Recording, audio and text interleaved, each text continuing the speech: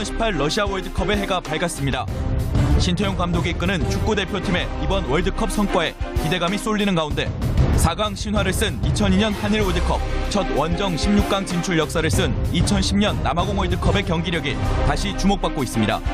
특히 태극전사들의 가치를 전 세계에 알리며 한국 축구의 새로운 이정표가 된 2002년 한일 월드컵의 의미는 남다릅니다.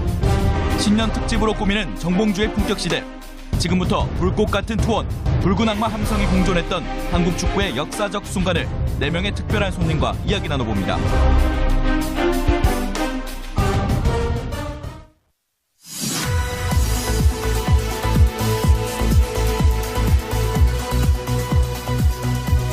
깨어있는 서울 시민을 위한 정직하고 알찬 프로그램 1월 2일 화요일 정봉주 품격시대 시작하겠습니다.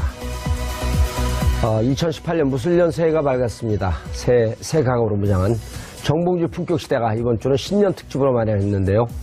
오늘 주제는 6월에 열릴 러시아 월드컵 이야기입니다. 이 문제 함께 나눌 특별한 손님들 소개해드리도록 하겠습니다. 장지현 해설위원 자리하셨습니다. 네, 안녕하세요. 안녕하세요. 장지현입니다. 장자연 사건은 조사하는 거예요, 안 하는 거예요? 반드시 조사해야죠. 전혀 관계가 없나요? 네, 저는 시리아 방송대국 장지현하고도 관계가 없습니다. 시일리아 방송대국. 예. 그래도 국민의 한 사람으로서 장자연 재수사에 대해서 어떻게 생각하시죠? 문제가 있다면 파헤쳐야겠죠? 반드시 해야죠. 자, 그리고 한준희 해설위원 자리하셨습니다. 네, 안녕하십니까. 예. 네, 저는 장자연 재수사를 적극 지지합니다. 예. 네. 지난 정권 같은 방송 못할 뻔했는데. 그런 정도입니까? 예, 이게? 그럼요. 죄송. 지난 정권에서 가장 친한 게 조선일보인데 조선일보 관계자와 스캔들이 있었던. 두 분은 여기 이제 자주 나오셔갖고 좀 분위기 익숙하시죠? 네네. 예. 네. 제가 오늘 타방송 한 2시 거를 이제 녹화로 출연했는데, 진행자 무척 중요하더라고요. 진행자가 딱딱하게 하니까 같이 네. 딱딱해지더라고요. 그렇죠. 그 막 제가 방송 오래 했는데 막 손에 식은땀이 나요. 등에 땀 나고. 오늘 월드컵 얘기니까 편히. 그리고 신년 초부터 좀 재밌는 얘기로, 들어가야죠. 네, 근데 저희는 사실 지금 저쪽에 이제 소개하시겠지만 월드컵 스타들이 나와 계시지 않습니까? 예. 그 일부 계획표를 보니까 사실 일부에서는 저희는 별로 필요가 없을 것 같은데 여기 앉아 있으라고 하시더라고요. 맞아요. 그러면서도 방송 분량은 늘 제일 많아요. 자, 2002년 월드컵 주역이죠. 송종국 해설위원 자리하셨습니다. 네, 안녕하세요. 예. 네, 송정국입니다. 여전히 몸 관리 열심히 하시는 것 같아요. 네, 우선은 살찌는 게 별로 싫어서요. 예. 계속 뭐 한 이틀에 한 번 정도는 계속 운동하고 있습니다. 그리고 송종국 축구교실도 계속 운영하고 계시고요. 네, 축구교실 하고 있고요. 최근에는 그 동탄에서 스포츠센터 운영하고 있습니다. 그래요? 그래서 저는 이제 좀 사업가 쪽으로 네, 열심히 하고 있는데요. 쉽진 않네요. 네. 돈이 좀 안 돼요? 노력하는 만큼 네, 결과가 나오진 않는 것 같아요. 네. 내가 또 월드컵 때 뭐 많이 챙겨놨을 텐데. 어디 갔죠? 네. 찾아봐야 되겠어요. 네, 챙겨뒀던 거. 네. 알겠습니다. 자, 국가대표 출신 이상윤 해설위원 자리하셨습니다. 안녕하세요. 예. 어깨 운동하다 다치셨나요? 축구하다가 다쳤고요. 예. 저 MBC 스포츠 플러스 넘버원 해설위원입니다. 네, 반갑습니다. 다른 방송 얘기해도 됩니다, 여기서는. 괜찮죠? 예, 그럼요. 네. 편안한 방송인 것 같아요. 다 식구인데 뭐. 온 국민이 다 식구인데요. 네. 다른 방송사 얘기해도 되는 거예요? 관계없어요. 여기는 다음 무슨 플러스 또 뭐 하잖아요. 네. 다음에서. 네, 장지현 씨를 제가 한 1,000번 이상 본 것 같습니다. 태어나서. 저는 그 방송 보면서 두 분보다 같이 진행한 여자 해설위원, 여자 진행자. 그분하고 신하영, 모르겠어요. 이름은 모르겠는데 얼굴도 잘 기억이 안 나요. 근데 여성이라는 사실 때문에 계속 봅니다. 이런 분들이 많으시더라고요. 네. 예. 이름 모르죠, 근데 잘. 아니, 이름들은 대부분 알죠? 꽤 유명한가요? 그럼요. 오. 네, 요즘에 아주 인기 있는 또 예능 프로에서도 진행을 하고 있기 활약 중이죠? 때문에 네. 네, 그래요? 인기가 많습니다. 네. 참고로 저희 집엔 TV가 없습니다. 자, 2002년 월드컵 얘기서부터 저희가 좀 시작을 해봐야 될 것 같은데요. 2002년 하면은 지금도 생생하게 현장에서 이렇게 보고 있는 듯한 그 감동은 안 지워지는 것 같아요. 그때는 해설위원 아니셨었죠? 네, 저는 그때 이제 2003년에 제가 데뷔를 했으니까 2002년엔 해설위원이 아니었는데 제가 이제 월드컵 바로 전주에 유학 생활을 이제 접고 귀국을 했습니다. 유학을 하셨어요? 예, 제가 유학파입니다. 예, 축구 유학은 아니지만. 근데, 예, 그 같은 비행기에 세네갈 수상이 타고 왔어요, 사실은. 예. 근데 이제 월드컵 이제 세네갈이 또 돌풍이었는데 그걸 보기 위해서 이제 왔던 비행기에 저도 있었는데, 예, 저는 사실 좀 놀랐죠. 사실 유학 생활을 마치고 이제 한국에 와서 월드컵을 이제 봤는데, 우리 대표팀이 예, 저는 사실 외국에 있다 보니까는 히딩크 감독 휘하에서 이 정도로 눈에 띄게 달라졌으리라고까지 상상하지는 좀 잘 못했었거든요. 그런데 그 어떤 변화된 모습을 보고 정말 아주 즐거웠던 한 달 이상을 보냈던 기억이 있습니다. 그때 월드컵 개막전은 프랑스하고 어디하고 했었죠? 세네갈이랑. 세네갈이죠. 0대0으로 비긴 네. 개막전이. 네. 비겼죠, 0대0으로? 디우프 선수. 그러지 않았나요? 예. 0대0으로.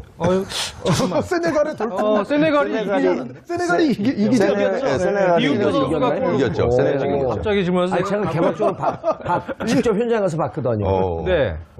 세네갈이 이기지 않았나요? 모르겠어요. 저는 우리 애가 돌아다니네. 애 보느라고. 그에 대해서 기억이 가물가물한데요. 예. 그 당시에 아마 그래서 프랑스가 네. 그 조별리그 탈락을 했죠. 탈락했죠. 네. 예, 알겠습니다. 장지원 해설위원은 그때 2002년도에 뭐 하셨어요? 저도 2003년에 이제 모 인터넷 중계 사이트에 참여를 했기 때문에 2002년까지는 다른 일을 하던 사람이었는데 예. 아마 좀 놀라실 수도 있겠는데 저는 영화 제작실장이었습니다. 네, 그래서 당시 2002년 한일 월드컵 때 전주에서 촬영 중이었어요. 그래서 촬영을 하다가 우리나라 경기가 있을 때만 스태프들이랑 배우들 제가 스케줄을 짜니까 다 쉬게 해서 호프집을 하나 빌려서 전체가 배우들 스태프들 다 우리나라 경기를 봤는데 유독 이탈리아전 때만 모 배우의 스케줄 때문에 촬영을 할 수밖에 없었어요. 그래가지고 전주에 뭐 아파트 단지도 촬영을 하는데 그 앞에 그 고수부지 같은 데서 사람들이 응원을 하잖아요. 시끄러워서 촬영이 안 되잖아요. 전국 열풍이었으니까. 네, 결국은 이제 촬영이 거의 포기되고 저희 조명이 있고 막 이러니까 사람들이 이탈리아전 끝나고 전부 올라왔습니다. 우리 촬영을 한 600만 명이 나왔다 그러죠. 그때 통계적으로 어떻게 되나요? 한 몇만이 600만 명이 거리로 나왔다는 거 아닌가요? 통계는 제가 잘 모르겠습니다. 오늘 모르는 거를 계속. 아니, 왜냐면 대본에 없는 걸 물어봐야 돼. 글쎄요. 엄청나게 많이 왔죠. 점점 이탈리아전 또 스페인전 하면서. 제가 이제 왜 그걸 여쭙냐면 2005년도가 2006년 국회의원 시절에 중국을 갔더니 중국 고위 간부들이 그 사람들은 거리로 일단 사람들이 많이 몰려나오면 두려워해요. 천안문 사태 때문에. 600만인가 자기들 기록을 통계를 정확하게 알고 있는데 그렇게 나온 사람들이 어떻게 했길래 다 집으로 돌아갔냐는 거예요. 데모도 안 하고. 그 사람들은 우리하고 보는 관점이 완전히 틀리더라고요. 우리는 응원하러 나와서 나온 사람들이 다 청소를 하고 들어갔는데 그 사람들은 이 응원하러 나온 사람들이 왜 국가에 대해서 저항도 하지 않고 그냥 돌아갔냐는 거예요. 이해가 안 되잖아요. 예. 그러니까 어쨌든 우리가 그렇게 몰려 나온 거는 전 세계적으로도 그때 좀 기사거리였던 것 같아요. 알겠습니다. 근데 그 중간에 한복판에 송종국 선수, 네. 꽃미남. 지금도 꽃미남이에요? 아닙니다. 저는 제가 잘생겼다 생각해 본 적이 없거든요. 네. 네. 근데 그때 누구였었죠? 그 막았던 선수가? 포르투갈에? 피구 선수였죠. 피구 선수. 네. 그래서 피구 선수를 철통방어를 했는데 네.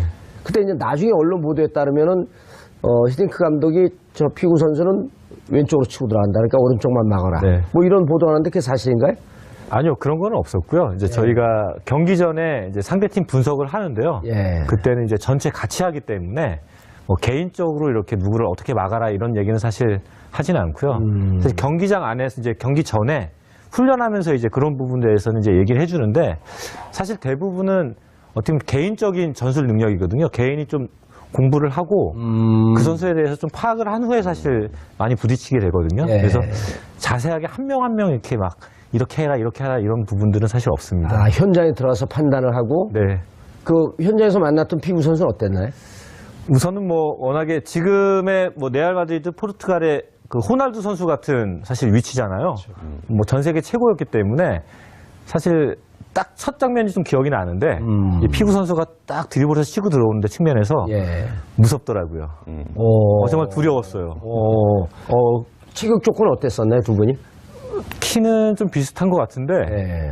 뭐 워낙에 개인 능력, 뭐 스피드 이런 부분에서 피구 또 선수가 세계적인 명성이 있으니까. 네네 우선은 두려웠고요. 무서웠는데 그때 제가 딱 첫 느낌에 처음에 저는 이제 계속해서 1대 상황을 많이 했었으니까 한 3번까지는 기싸움에서 밀리면 안 되겠다. 그래서 우선은 좀 강하게 한번 붙어보자 해가지고 처음에 딱 붙었는데 딱 보니까 패스할 게 아니고 저를 제치기 위해서 드리블 하려고 딱 하더라고요. 폼이. 그래서 툭 치길래 이제 쫓아갔는데 제가 그 당시만 해도 이 짧은 구간 한 10m에서 30m는 정말 빨랐었거든요. 100m는 좀 느린데. 예. 그래서 첫 번째 딱 부딪히고 이기고요. 뭐. 그 다음에 또 두 번째, 세 번째도 마찬가지로 이겼다는 게 공을 뺏었다는 건가? 안 뚫렸다는 뺏었죠. 건가? 네. 뚫리지 않고 뺏었고요. 원래 공격수하고 1대1로 붙으면 이제 그 축구를 잘 모르시는 분들은 네. 수비수가 유리할 거로 보는데 공격수가 훨씬 더 유리하잖아요. 치고 들어갈 때는. 그럼요. 예. 네. 네. 공격은 뭐 여러 가지 뭐 왼쪽 옵션들이 많으니까요. 예. 그래서 두 번째, 세 번째도 딱 보니까 약간 자존심이 상한 것 같아요. 피구 선수가. 또 제치려고 들어오더라고요. 예. 그래서 두 번, 세 번, 딱 세 번째 맞고 나서부터는 그 두려움이 없어졌어요. 얘는 오늘 나한테 안 되겠다. 그거 딱 느꼈어요. 그게 몇 분 정도 경과한 뒤인가요? 전반 초반이었던 것 같아요. 어차피 그쪽은 포르투갈은 거의 피구 선수 발끝에서 공격이 시작됐기 때문에 네. 우선은 한두 명을 뚫고 나서 사실 연결을 하거든요. 근데 그쪽이 우연찮게 또 저랑 붙게 되면서요. 그게 몇 번째 게임이었었죠? 세 번째. 세 번째. 예. 저희가 그때 이 영대용 비기자고 하는 그 사인을 보낸 선수가 누구였었나요? 뭐 저는 사실 경기장 안에서 못 봤고 예. 이제 끝나고 나서 뭐 이제 선수들끼리 얘기하면서 이제 포르투갈 선수들이 비기면 같이 올라갈 수 있는데 왜 그렇게 길을 쓰냐? 뭐 그런 의미로 그 당시만 해도 사실 우리나라 선수들이 영어를 다 잘 못했어요. 대부분이 뭐 아시겠지만은 해외파도 없었고 대부분 또 국내파고 또 일본에 뛰는 선수 많아서 아마 뭐 간단한 제스처하고 뭐 이런 동작으로 선수들이 좀 알아챈 것 같아요. 근데 뭐 저희는 그 당시만 해도 이제 상대팀 결과도 몰랐고 끝날 때까지요. 무조건 뭐 이겨야 된다. 이 생각만 하고 있었기 때문에 마지막까지 그냥 최선을 다한 것 같아요. 알겠습니다. 2002년 월드컵 워낙 감동이 깊기 때문에 좀 이따 계속 말씀 나눠보기로 하고요. 이상윤 해설위원님 뭐가 그렇게 행복하세요? 오늘 섭외를 정말 잘 하신 것 같아요. 여기는 성공한 케이스. 좀 무릎의 아이콘. 왜요? 아니, 저는 90년도 이태리 월드컵을 나가긴 했는데요. 그때가 대학교 4학년 때였습니다. 건대. 예, 건대. 이영표 선수. 이영표가 후배고요. 이영표가 후배죠. 예, 그리고 황선홍 감독이 선배고. 1년 후배. 1년 후배요? 예, 1년 후배입니다. 예, 그래서 그때는 개인적으로 상당히 최순호 선배님, 김주성 선배님, 정영환 선배님, 그때만 해도 선배님들한테 얼굴도 못 든 그런 기억들이 있어서 경기를 한 경기도 못 뛰었어요. 이 90년도 가. 90년도 저도 거기 건대 나온 선수들을 많이 알고 있어요. 누구 알고 계십니까? 정청래 선수. 정청래. 네? 정청래? 선수가 다른 분야의 선수죠. 정치 선수예요, 선수. 정청래는 모르세요? 제가 정치 쪽으로는 문이 아니라. 공갈 정청래 선수. 지금 민주당 대변인 하고 있는 강훈식 선수. 갑자기 지금 두려워지고 있습니다. 왜요? 모르니까요. 국회의원들이에요? 거기다가 제가 답변을 제대로 할 수 없어서. 알겠습니다. 예. 어쨌든 그래서 경기를 90년도는 우리 성적이 어땠었죠? 저희가 조별리그 예선 통과 못했죠. 처음 16강 올라간 게 2002년도 아니에요. 그렇죠. 그전엔 다 떨어진 거고. 그러니까는 제가 봤을 때는 우리 송정국 해설위원이 참 정말 선수로서 실력적인 부분에서도 뛰어났고요. 2002년 세대는 저는 개인적으로 행운아라고 생각합니다. 실력도 실력이지만 홈그라운드에서 한다는 그 이점이 저는 상당히 아주 강점을 가지고 있다고 생각하거든요. 90년도 이태리 월드컵에서 좋은 성적을 내지 못했지만 또 우연찮게 또 98년도 프랑스 월드컵을 나갔는데 그때도 저희가 아마 원정 경기에서 첫 승할 수 있는 팀이라고 할 정도로 강팀이었었거든요. 근데 그때도 승리를 하지 못했어요. 근데 아까 제 후배는 황선홍 감독이 중국전 마지막 경기에서 마지막 경기에서 부상을 당했어요. 평가전이었죠. 프랑스 가기 전에 그때서부터 뭔가 꼬이더라고요. 그때 황선홍 선수가 엔트리에는 그 25명 포함은 됐지만 뛰지는 못했죠. 가서. 그렇죠. 그러니까 중각전에서 부상을 당하면서 예. 같이 가긴 했는데 그 부상이 호전이 안 되고 아하. 예, 그래서 경기를 뛰지 못하면서 그 97년도 예선전은 제가 상당히 좋았습니다.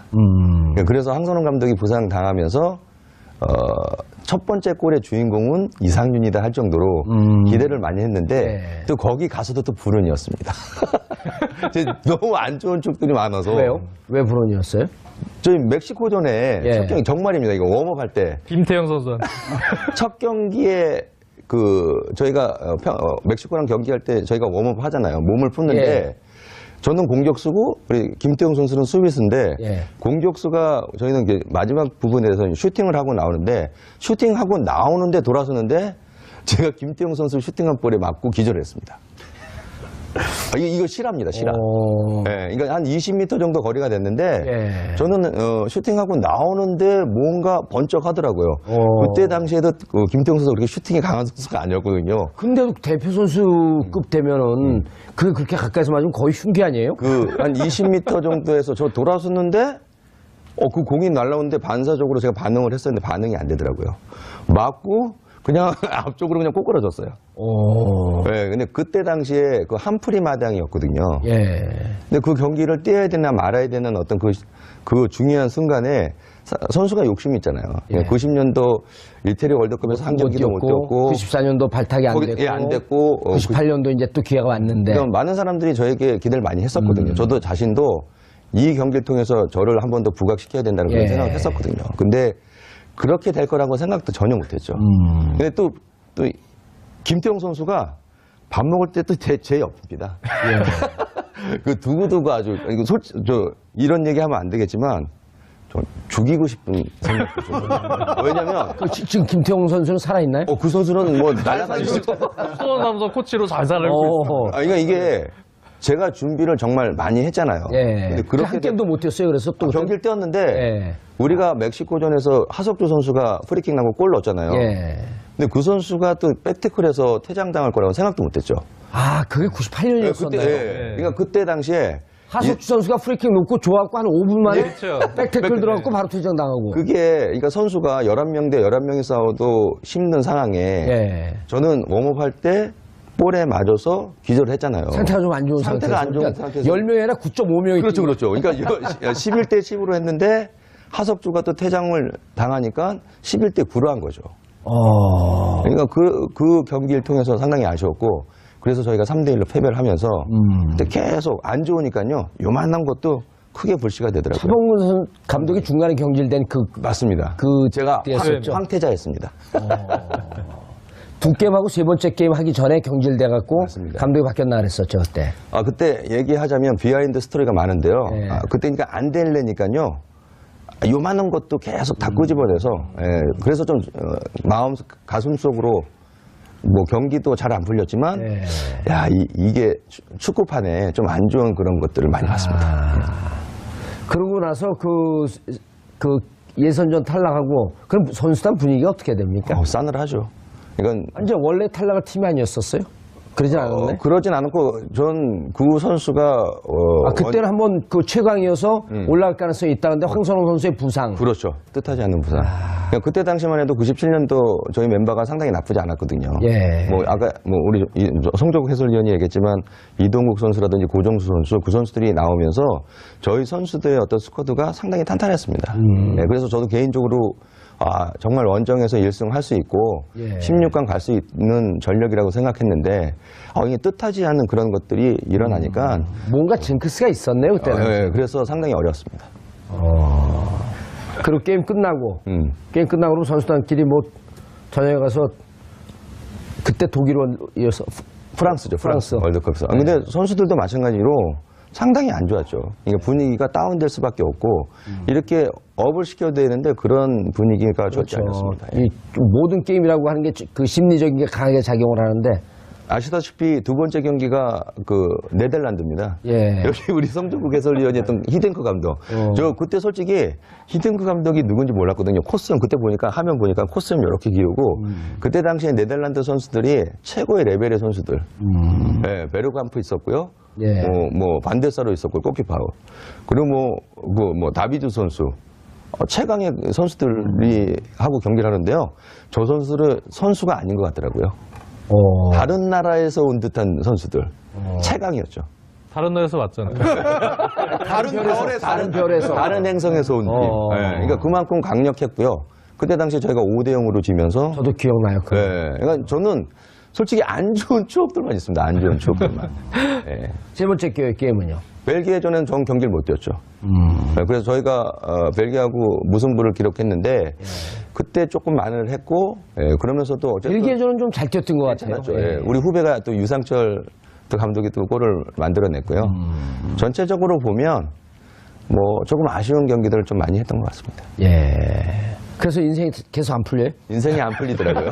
근데 제가 해설을 해서 나름대로 축구를 또 어쨌든 축구인 출신이기 때문에 제가 할 수 있는 게 무엇인가 생각을 해봤지만 이것도 저한테 잘 맞더라고요.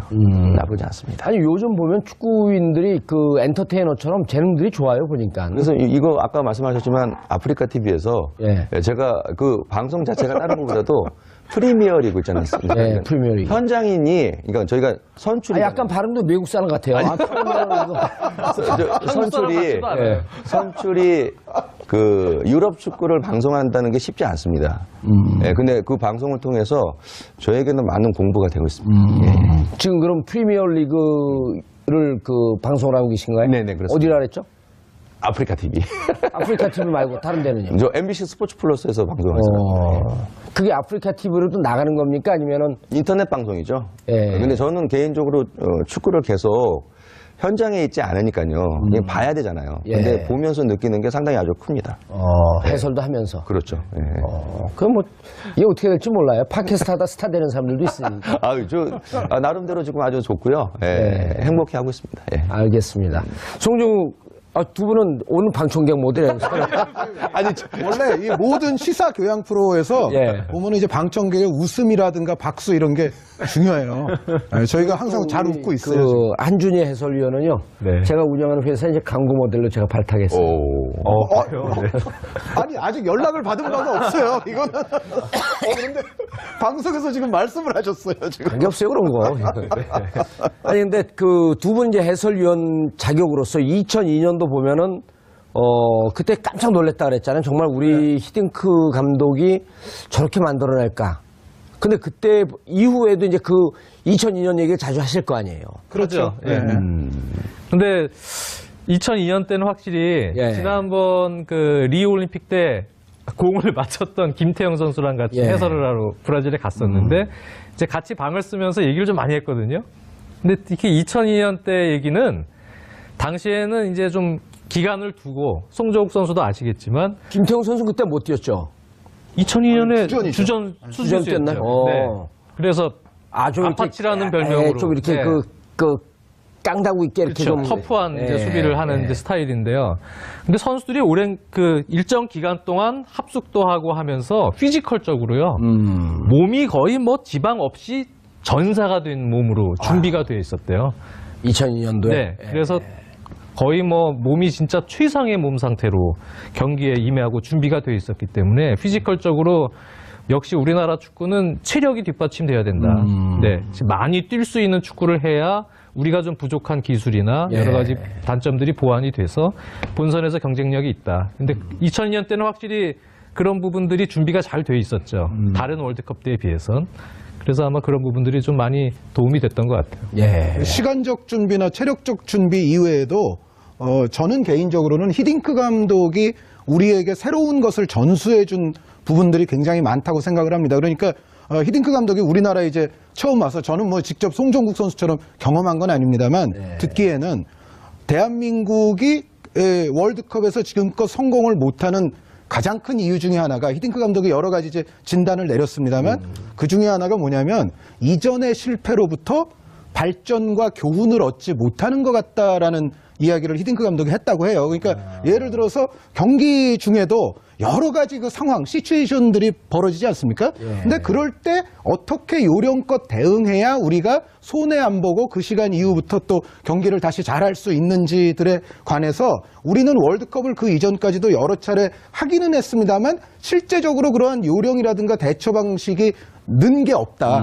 그런 걸 히딩크 감독이 정말 정확히 봤던 것 같아요. 그래서 예를 들어서 히딩크 감독 같은 경우는 예를 들어 뭐 우리가 조금 억울한 파울을 당하거나 억울한 판정을 당하거나 그랬을 적에 이제 선수들이 어떻게 해야 관중들의 좀 항의도 이끌어낼 수 있고 그 다음부터 또 심판에게 약간 부담도 가게 만들 수 있고 이제 이런 것부터 시작을 해서 전체적으로 뭐 예를 들어 이런 장면도 있어요. 예전에 골드컵에서 히딩크 감독이 월드컵 하기 전에 골드컵이라는 대회에 나가서 퇴장을 한번 당한 적이 있는데 그러한 상황 같은 경우에도 미국에서 있었던 예, 거죠? 그렇죠. 과거 같으면 이제 뭔가 좀 안 좋은 상대가 우리에게 파울을 해서 나오든지 아니면 뭐 우리가 파울을 하는 경우도 그렇습니다만 상대가 프리킥을 빨리 진행해서 역습을 하게 되면 우리가 곤란하잖아요. 근데 그렇게 볼이 멈춰진 상황에서는 먼저 볼을 예를 들어 집어서 조금 이렇게 시간을 끈 다음에 이렇게 우리가 수비를 갖춘 이후 볼을 좀 슬슬 넘겨주는 뭔가 이제 그러한 것들도 사실은 히딩크 감독 이전까지는 우리가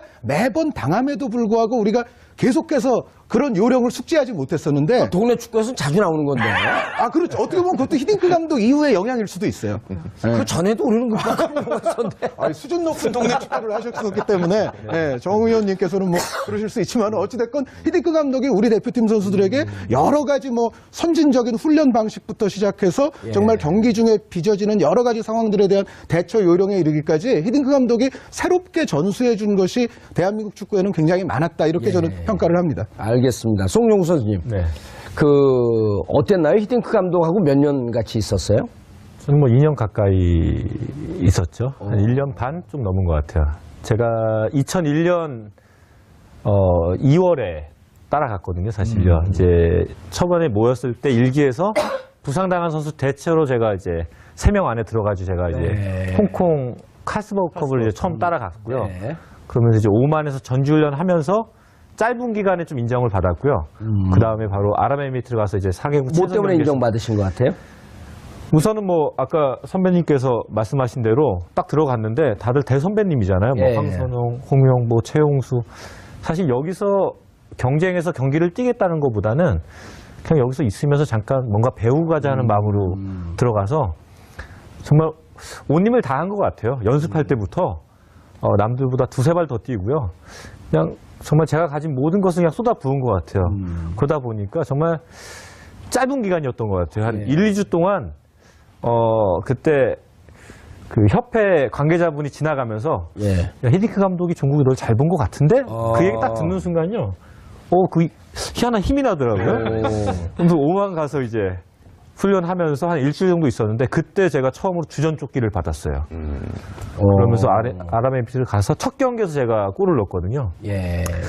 그러면서 인정을 받았는데 사실 1년 반 동안 있으면서 월드컵 때까지 인정은 받았지만 정말 힘들었죠. 사실 왜냐하면은 제가 이제 오른쪽 풀백으로 계속 뛰었지만은 시작부터 그 자리만 뛴 게 아니고 미드필드도 뛰고 수비도 보고요. 또 섀도우 스트라이커도 보고 사실 골키퍼하고 전방 센터포드 빼놓고는 다 봤어요, 제가. 근데 그걸 보면서 판단을 하거든요. 그리고 따라오지 못하면 사실 함께 가지 못하는 그런 상황들이 많았었기 때문에 또 그런 선수들이 상당히 많았었고요. 그러면서 그 과정에 있어서 사실 어떻게 보면 제가 갖고 있던 그동안 보여주지 못했던 그런 능력들을 끄집어내준 것 같아요. 거기서 좀 잘 맞았던 것 같고. 그런데 이제 그 한국 축구의 이제 고질적인 뭐 이게 축구뿐만 아니라 정치권에도 이제 똑같은 현상인데 이른바 이제 그 과거 이제 허정무 감독 이 그 국가대표 감독하면 연대 출신 선수들을 뭐 한 7, 80%를 뽑고 또 차범근 감독이 국가대표하면 고대 출신을 또 한 7, 80% 뽑고 이런 게 어찌 보면 일상이었거든요. 그런데 이제 2002년도 국가대표 구성을 보면 출신이 연고대 출신이라고 해서 뭐 대한민국 어쨌든 그 적자고 이제 에이스 그룹이라고 하지만 안정환 선수라든지 박지성 선수라든지 전혀 그쪽 출신 아닌 안정환 선수 같은 경우 수원대 출신 아닌가요? 아주대. S1의 아주대. 그다음 박지성 선수 같은 명지대 졸업도 못하고 고졸인가요? 그럼 지금? 아니 그런데 이제 와갖고 선수 구성이 다양해지면서 정말 실력으로 뽑고 있다. 네. 이런 거에 대한 국민들 신뢰가 확 갔거든요. 네, 맞습니다. 어떻습니까, 내부에서는? 우선은 뭐 그 전까지는 사실 인맥 이런 부분들이 사실 중요했고요. 학교도 중요했고요. 전체적으로 그랬는데 사실 히딩크 감독님이 왔을 때도 사실 히딩크 감독이 선수를 알지 못하는 상황에서 결국은 주위에서 협회에서 주위에서 추천을 통해서 사실 처음에 모이거든요. 그러면서 1기 때부터 아마 월드컵 끝날 때까지 한국에서 한다는 선수들은 다 아마 대표팀에 들어갔다 나왔어요. 그 과정 추천으로 한 바퀴 돌리니까 계속. 예, 어차피 들어가게 되거든요. 근데 그 전에는 어느 정도 짜여 있으면은 뭐 한 20명, 25명 짜여 있으면 거기서 큰 변화는 없고 몇 명만 왔다 갔다 하는 상황이었고요. 하지만 히딩크 감독이 와서는 뭐 저도 들어간 것처럼 테스트 겸 들어갔는데 이 친구가 생각보다 괜찮다 그러면은 좀 시간을 좀 줬던 것 같아요. 기회를 주고 그 기회를 통해서 내가 원하는 스타일의 축구를 해 그러면은 좀 오랫동안 좀 끌고 가는 스타일이죠. 그러니까 모든 선수에게 어떻게 보면 기회를 주게 됐고 또 그 안에서 정말 잘했던 선수들이 많은데 잘하지만은 공은 잘 타지만은 체력적으로 많이 뛰지 않은 선수들.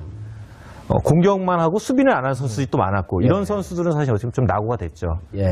그러면서 국민들의 또 신뢰도 받고 또 선수들 간에도 이 감독을 좀 믿고 가야 되겠다는 저 스스로는 개인적으로는 믿고 가도 되겠다고 해서 대부분은 좀 어떻게 보면 저를 위해서도 쪘지만은 이 감독을 위해서 그 중간에 5대0으로 저희가 많이 졌잖아요. 그럴 때도 감독님을 위해서 좀 이번 경기는 정말 내가 한번 제대로 해보자 이런 마음을 좀 많이 가졌던 것 같아요. 네. 이상윤 위원님, 보면은 이제 히딩크 감독이 한국 축구의 이 지평을 많이 바꿔놨는데 그 이후로 해외 나간 선수들도 확 늘어났고요.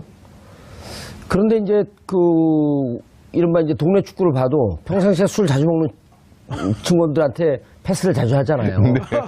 근데 국가대표면 완전 프로인데 거기도 선후배가 딱 나뉘어 있어 선배한테 패스 안 하면은 뭐 이거 나중에 좀 봉변을 당할까 뭐 이런 두려움이 있어요 국가대표들도. 옛날에는 좀 그랬던 것 같아요. 이상윤 선수가 뛸 때는요. 저 때도 아무래도 선배들 쳐다보지도 못했고요.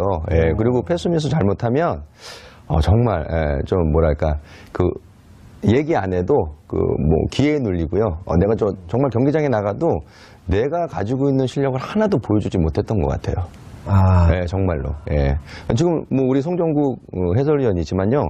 2002년 선수들이 최근에 축구를 보면 문화가 완전히 바뀐 거네요. 그러면은. 개성이 없어요. 개성이 없는 선수들이 조금 뭐랄까 개성 있는 선수들이 많아야 되는데 이때 선수들을 보면요. 지금도 제가 이렇게 되새겨 보면 정말 축구가 11명이 하긴 하지만 다른 포지션 대기 명단 선수까지도 히딩크 감독이 원하는 선수들로 구성원을 잘 갖췄다.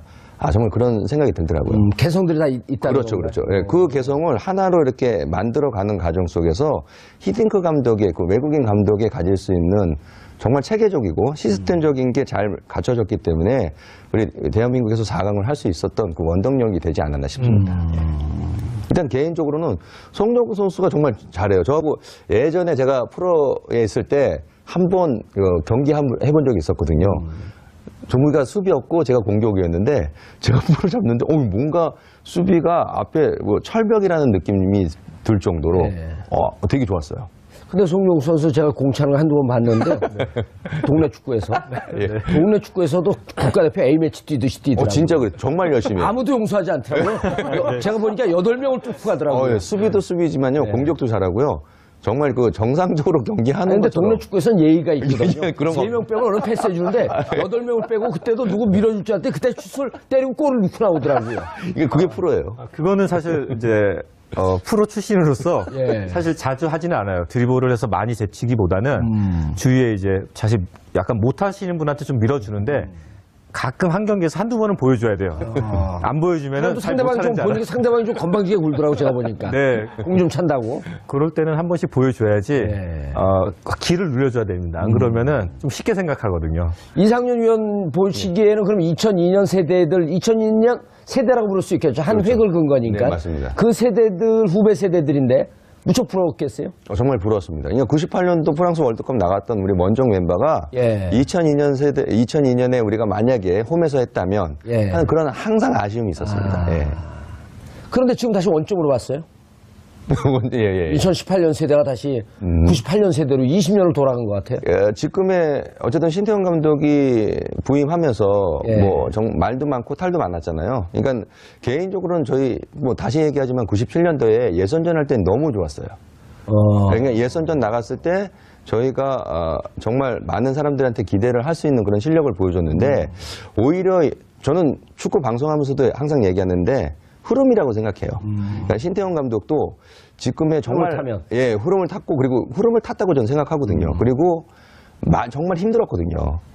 그리고 또 비난도 너무 많이 받았고요. 예. 그러니까 저도 축구인의 한 사람으로서 항상 주변에 있는 축구 안 하는 사람들이 요새는 프로축구, 그러니까 프리미어리그, 유럽에 있는 축구들이 수준이 높아졌잖아요. 예. 그거 보는 눈들이 너무 높아져서 한국 축구에 대한 어떤 수준을 거기에 지금 맞추는 거죠. 예. 그러다 보니까 정말 못한다고 얘기할 때 저도 뭔가 이렇게 대변을 해줘야 되는데 쉽지 않더라고요. 그렇다고 해서 못하는 거를 잘할 수 있다라고 변명하는 것도 싫고요. 근데 지금 제가 봤을 때는 그 흐름을 잘 가져간다면 오히려 저는 2018년도 러시아 월드컵에서 개인적으로 저는 좋은 좀 성적 낼 거라는 예감을 갖고 있습니다. 건대 축구부 감독을 맡으셨었나요? 했었죠. 네네. 얼마나 하셨어요? 지금 한 1년 반 정도밖에 하지 못했는데 좀 아쉬웠습니다. 예. 감독으로서 감독의 눈으로 바라본 지금 우리 대표팀 일단 신태용 감독의 고충이나 이런 게 좀 이해가 가든가요? 그러니까 신태용 감독도 공격적인 성향의 또 출신이에요. 그런데 자기가 원하는 색깔을 100% 지금 하지를 못하고 있죠. 처음에 맡았을 때도 저희가 정말 승점 1점이 중요했고 이 상황에서 뭔가 잘못되면 탈락할 수 있는 위기에 왔었기 때문에 자기 색깔을 보여주지 못했었거든요. 그래서 예. 하지만 우리가 월드컵에 지금 러시아 진출을 했고요. 근데 아마 저는 개인적으로 신태용 감독도 지금의 그 분위기를 잘 이끌어낸다면 자신이 원하는 축구가 있거든요. 철학도 있고. 예. 분명히 좋은 어떤 자신의 그 색깔을 충분히 보여줄 수 있을 거라는 그 기대감을 좀 많이 갖고 있습니다. 알겠습니다. 2부에서 이제 본격적으로 2018년 러시아 월드컵 전망을 좀 해볼 텐데 죽음의 조. 언제나 죽음의 조 아니었었나요? 네, 대한민국에게는 사실 역사적으로 봐도 예. 거의 매번 죽음의 조였어요. 근데 다만 이제 상대적으로 좀 비교를 해볼 때는 24개 팀이 나가는 거죠. 지금은 이제 32개 팀입니다. 32개 예전에는 이제 24개 예. 시절도 있었습니다만 이상윤 의원이 나갔던 98년까지가 우리가 조가 좀 극심하게 계속 어려웠었고요. 사실 86년부터 98년까지는 정말 이건 죽음의 조의 역사나 다름이 없었습니다. 예. 그런데 다만 2002년부터는 우리의 조편성 기운이 약간은 나아졌어요. 약간은 조금 물론 그래도 어렵습니다만 전체적으로 좀 나아졌다가 그게 FIFA 랭킹이 올라가서 그랬던 건가요?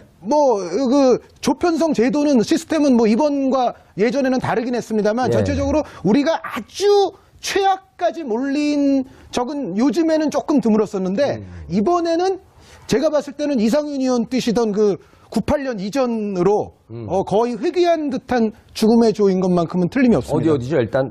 독일, 스웨덴, 멕시코입니다. 독일, 스웨덴. 그러니까 98년 대회 때랑 어떻게 보면 조금 유사하죠.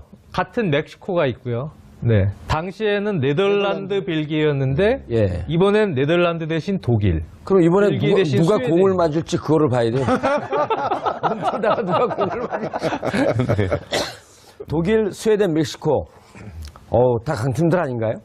그렇죠. 예, 그러니까 모두 개성들이 뚜렷하고 네. 독일은 사실 팬 여러분들께서 독일에 대해서는 그렇게 많은 설명을 들으실 없죠. 필요가 예. 없을 거예요. 독일은 아주 몇 개의 초강력 우승 후보들 가운데 하나고요. 예. 멕시코는 6회 연속 16강 진출팀 아닙니까? 그러니까 16강 이후가 문제지 조별리그 통과는 문제가 아니다라고 계속 그것을 증명해 왔던 팀이 멕시코고, 스웨덴은 아시다시피 이번에 네덜란드와 같은 조였는데 네덜란드를 떨궜고, 플레이오프에서는 또 이탈리아와 맞대결 두 판에서 이탈리아를 떨궜고, 물론 이제 이탈리아에게 수비적인 경기를 하기는 했습니다만 전체적으로 스웨덴은 또 정말로 유럽팀 가운데에서는 체격 조건이 좋으면서 끈끈한 힘이 있거든요. 그래서 우리 입장에서는 세 팀 모두가 부담스러운 것은 틀림없는 사실인 것 같습니다. 알겠습니다. 자세한 2018년 월드컵 전망은 2부 들어가서 계속 2018 러시아 월드컵 본선 조추첨 결과 우리나라 축구대표팀은 독일, 멕시코, 스웨덴과 함께 F조에 편성됐습니다. 현재로선 FIFA 랭킹 1위이자 월드컵의 영원한 우승 후보 독일을 견제할 팀은 보이지 않아 우리나라와 멕시코, 스웨덴이 16강 진출 마지노선인 2위 자리를 놓고 치열하게 경쟁할 것으로 예상됩니다. 막강 전력의 강팀들로 구성된 조편성에 우려의 목소리도 나오지만 독일의 3전 전승 전망 속 한국이 1승 1무 1패, 승점 4점을 기록한다면 16강 진출을 기대해 볼 수도 있다는 분석도 나오고 있습니다. 특히 첫 상대국인 스웨덴과의 경기가 16강 진출 여부를 정할 가장 중요한 경기가 될 것으로 보입니다. 지난해 7월 출항해 9회 연속 본선 진출이란 기록을 세운 신태용호. 하지만 불안한 전술, 투지 없는 경기력이 도마 위에 오르며 국민들의 비판을 받아야 했습니다. 16강 진출을 위한 당금질에 돌입한 신태용호가 이제까지 이어진 뼈아픈 지적을 몸에 새겨 러시아 월드컵에서 확 바뀐 모습을 보여줄지 새로운 축구 신화를 써 국민들의 마음을 울릴 수 있을지 주목됩니다.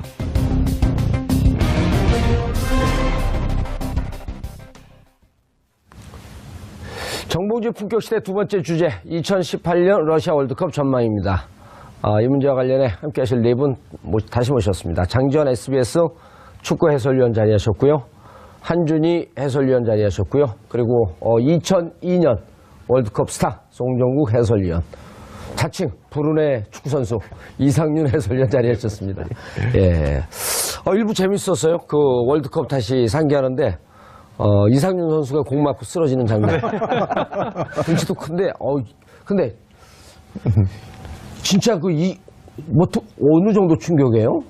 그러니까 제가 기절해서 그러니까 정신을 못 차렸으니까요. 예. 그리고 의료진들이 와서 막 얼음 아이스 얼굴 맞았어요? 얼굴 간장 그러니까 권투에서 말하면 카운터 펀치라고 하죠. 예. 관자놀이 맞은 것 같아요. 그래서 라카룸에 돌아왔는데 차범 감독님이 제가 안 하던 행동을 계속하는 거예요. 막 닥터가 가서 얼음 대고 막 저런 행동을 하니까 이게 자신도 조금 저게 왜 이러지 그런 얘기를 들었거든요. 근데 저도 개인적으로는 한 장의 카드를 만약에 얘기했으면 한 장의 카드를 잃어버리는 거거든요. 세 장의 카드를 쓸 수 있는데. 예. 근데 제 욕심이죠. 욕심에서 그랬던 것 같아요. 아니, 동네 축구에서는 이렇게 이제 프리킥 찰 때 예. 일부러 대놓고 배를 그냥 공을 차갖고 이제 막 패싸움 나고 이제 게임 끝나고 그러거든요. 근데 동네 축구 선수를 차는 것도 그렇게 충격인데. 예. 이번에 김태형 선수가 원래 슈팅이 그렇게 강한 선수가 아니었어요. 예. 근데 죽어라 슈팅 때렸거든요. 그때 공 하나가 그 이후에 예. 축구 선수의 운명을 바꿨죠. 불운으로 바꿔버렸네. 2002년에 김태형 선수는 완전히 성공했고요. 예. 저는 그 이후로 그러니까 그 얘기는 계속해요. 김태형 선수가 오래 생존해 있었으면 좋겠어요. 알겠습니다. 자, 이제 2018년. 말도 많고 탈도 많았어요. 장지원 해설위원님. 네, 정말 말도 많고 탈도 많고 예. 우리가 근래 들어서 월드컵 본선 진출 가장 힘들게 지금 진출했던 예. 그 대회인 것만은 분명합니다. 네. 하지만 요즘에 근래 평가전이나 동아시안컵을 통해서는 또 경기력이 좋아지고 있거든요. 그래요? 전술도 바뀌면서. 이번에 그 일본한테 4대1로 이길 때 예. 일본 선수가 재밌는 표현을 했어요. 우리나라 기자가 저는 소설을 쓴 것 같진 않고 보통 기자들이 이제 소설을 많이 쓰니까 일본 선수가 그런 얘기를 했다 그래요. 한국 선수들은 참 이상하다. 월드컵 준비하기 할 때까지 계속 이른바 이제 죽을 쓰다가 막상 월드컵 임박하게 되면 어떻게 된 건지 다 잘한다. 그런 걸 언론 보도에서 본 적이 있어요. 네. 이번에 선수들 역량이 이렇게 좋았나요? 확실히 좋아졌죠. 네. 일단은 선수들 역량을 떠나서 예. 전술적으로 이 4-4-2 시스템으로 바뀐 이후부터 예. 수비 조직력이 선수들이 이해하기 상당히 쉬워졌고 또 그것을 선수들이 또 잘 따라준 것 같아요. 그러다 보니까 밸런스가 살아나다 보니까 수비가 잘 되니까 일단 전체적인 밸런스가 살아나고 공격도 같이 좋아지고 예. 그런 이중효과가 좀 되지 않았나. 앞으로 한 6개월 정도 남았어요. 어떻게 대비하나요? 6개월에 관한 이야기들이 언론지상에도 지금 많이 나오고 있습니다만 예. 일단 송정국 선수가 가장 잘 알고 있을 겁니다. 우리의 어떤 선전을 이끌어내는 가장 중요한 원동력은 역시 대회에 들어갔을 때 선수들의 컨디션과 몸 상태, 체력이라는 생각이거든요. 기본적으로 우리가 독일이 됐든 스웨덴이 됐든 멕시코가 됐든 뭐 한 발, 두 발 더 뛰고 더 빨리 뛴다는 마음가짐으로 경기를 치러야 되는데 그러기 위해서는 선수들의 몸 상태와 체력 상태가 우리가 100% 최상인 상황에서 스웨덴과의 첫 경기에 임해야 됩니다. 그런데 결국은 그러자면은 선수들이 지금 개별적으로 다 흩어져서 소속팀에서 경기를 하고 있지 않습니까? 예. 근데 그 선수들이 일단 뭐 부상도 조심해야 되고 전체적인 어떤 자신의 컨디션을 월드컵에 좀 맞춰서 올릴 수가 있어야 되고요. 그것을 또 대한축구협회와 코칭 스태프도 지속적으로 관리를 해줘서 뭐 전술과 뭐 이런 것도 중요하고 분석도 당연히 중요하고 모든 게 다 중요하고 우리는 사실은 모든 게 100%가 돼야만이 사실은 16강 진출을 할 수가 있습니다. 그런데 그 가운데에서도 가장 기본은 역시 선수들의 몸 상태와 체력을 정확하게 충분히 갖춘 이후에 우리가 출전을 해야 된다라는 생각입니다. 예. 2002년도를 되돌아보면 지금쯤은 어떻게 하고 있었나요? 그때는 좀 오랫동안 장기간 같이 훈련하고 그러지 않았었나요? 네, 우선은 저희가 1년 반, 6개월 남았을 때도 예. 사실 대표 월드컵이 있어서 거기에 집중해서 많은 시간을 훈련을 하긴 했지만은 팀에 돌아가서 또 경기를 다 했었어요. 제가 2001년도에 계산해 보니까 팀에서도 한 40경기를 뛰었더라고요. 그러면서 또 시간이 나면 대표팀 가서 훈련하고 또 A매치 뛰고 이런 식으로 거의 60경기 이상, 70경기 가까이 뛴 것 같은데요. 1년에? 네. 그렇게 뛰었는데도 사실 아까 이제 한준희 해설위원님께서 말씀하신 대로 체력 관리를 잘했어요. 다른 데 신경 쓰기보다는요. 정말 먹고 자고 훈련하고 여기에 초점을 맞췄었고요. 지금 이제 가장 중요한 부분을 말씀하셨는데 2014년 브라질 월드컵 때 예. 제가 뭐 현장에서 해설을 하긴 했지만은 정말 안타까웠던 게 70분, 80분 정도 되면 선수들이 다 지쳐가지고요. 뛰질 못했어요. 그런 부분들이 어떻게 보면 그 전 세대 우리 선배님들 때도 좀 체력적인 안배가 안 돼가지고 고생을 하셨는데 그런 부분들을 사실 2002년에는 고쳤었거든요. 근데 못 뛰는 것보다는 정말 체력적으로 효과적으로 이렇게 조직 훈련도 하고 전술 형태를 만들어야 되는데 너무 많이 뛴 것 같아요. 그리고 체력적인 준비도 안 돼 있고 왜냐하면 또 국내에서 뛰는 선수들과 해외에서 뛰고 있는 선수들의 또 시즌이 다르기 때문에요. 이제 국내 선수들은 어떻게 보면은 6월달 정도 되면 최고의 컨디션에 올라가 있는 상태고 유럽파 선수들은 우선은 경기를 못 뛰는 선수들이 많았고요. 또 뛰어도 시즌이 끝난 시점이기 때문에 체력적으로 좀 바닥을 치고 있는 선수들이 많았어요. 그런 부분들을 아무래도 협회 입장에서는 관리 자체가 좀 안 된 것 같아요. 그래서 이번 월드컵은 6개월 남았기 때문에 우선은 유럽에서도 뭐 잘하고 있는 선수도 있지만은 대부분이 경기를 못 뛰고 있거든요. 그런 선수들의 부분, 이제 체력적인 부분, 정신적인 부분, 또 국내 선수들에서도 잘하고 있는 선수들이 있고요. 예. 또 막 젊어서 치고 들어오려는 선수가 있는데 그런 부분들을 전체적으로 관리 감독을 해가지고요. 아무래도 월드컵 전까지는 말씀하신 대로 한 3일 전까지는 100%의 컨디션을 올려놔서 첫 경기를 딱 준비를 해야지 좀 승산이 있다고 생각을 합니다. 이상희 해설위원, 네네. 지금 보면은 다들 프로 선수들이고 네네. 업으로 하는 선수들인데도 이게 체력이 높낮이가 좀 틀린 것 같아요. 네, 일단 우리가 이제 일반 국민들이 보거나 시청자들이 볼 때는 모두가 다 최상의 컨디션으로 월드컵에 나가는구나 네네. 이렇게 생각하고 있거든요. 그렇지 않은가 봐요. 지금 EPL에서도 보면 우리 예전에는 외국에 진출하는 선수들이 그렇게 많지 않았죠. 예. 지금은 외국에 나가서 좋은 활약을 해주는 우리 손흥민 선수 같은 경우도 그러니까 경기 감각을 얼마나 끌어올리느냐가 상당히 중요하거든요. 예. 저도 오늘 오면서 기사를 하나 봤는데 멕시코의 지금 오소리오 감독이 그러니까 에르난데스 선수가 지금 웨스트햄에 있습니다. 예. 근데 이 선수가 경기를 뛰지 못하다 보니까요. 경기 감각이 떨어질 수밖에 없는 거거든요. 그러니까 선수들이 체력적인 거, 기술적인 부분 상당히 중요한데 자기 소속팀에서 정말 경기를 뛰면서 자기 감각을 끌어올렸을 때 그 월드컵에 포커스를 맞출 수가 있는 거거든요. 근데 그런 감각을 잃어버리면 정말 쉽지 않은 거거든요. 그러니까 신태용 감독도 지금 1월에 지금 중동으로 원정 지금 전지훈련을 가는데요. 전지훈련이요. 동아시아컵에서도 우리 한준희 해설위원이 장지현 해설이 얘기했지만 국내파 선수들이 경기를 뛰는 선수들 그리고 경기를 뛰지 못하는 선수들의 어떤 차이는 있습니다. 네, 그래서 경기를 뛸으로 해서 내 자신의 가지고 있는 실력을 체력적인 부분도 끌어올리면서 감각을 계속 이어갈 수 있다면 저는 러시아 월드컵의 딱 첫 경기 스웨덴 경기 있지 않습니까? 그 경기에 포커스 잘 맞추면 상당히 좋은 경기력을 가져가고 또 우리가 원하는 첫 경기에 어떤 첫 단추에 잘 깨면 좋은 성적을 낼 수가 있는 거거든요. 그러니까 저는 개인적으로 이제 경기를 뛰느냐 못 뛰느냐가 상당히 중요하다고 생각합니다. 지금 자기 소속 팀. 그렇죠. 예. 장준 해설위원님, 지금 유럽파 선수들이 몇 명 정도 되나요? 우리나라요? 국가대표에 들어와서 뛸 수 있는. 많죠. 대표적으로는 일단 프리미어리그에 손흥민 선수와 기성용 선수가 있고요. 또 분데스리가에서는 이제 구자철 선수로 대표가 될 수가 있고요. 그 외에 이제 어린 선수들 중에 석현준 선수나 황희찬 선수나 이런 선수들을 지금 권창훈 선수까지 있죠. 디종의 프랑스에 그런 선수들을 또 대표팀에 발탁할 가능성이 있기 때문에 글쎄요. 뭐 많게는 한 8명 뭐 이상, 이청용 선수는 못 뛰나요? 요즘 게임을? 이청용 선수가 요즘에 게임을 많이 못 뛰기 때문에 그 발탁 여부가 좀 불투명합니다. 그래서 전체적으로는 아마 뭐 적게는 뭐 6명, 5명부터 많게는 뭐 8명까지도 발탁이 될 수 있지 않을까 보고 있습니다. 그럼 이 선수들이 다 그 소집이 돼서 월드컵을 합숙훈련하면서 준비하는 기간이 어느 정도 되는 거죠?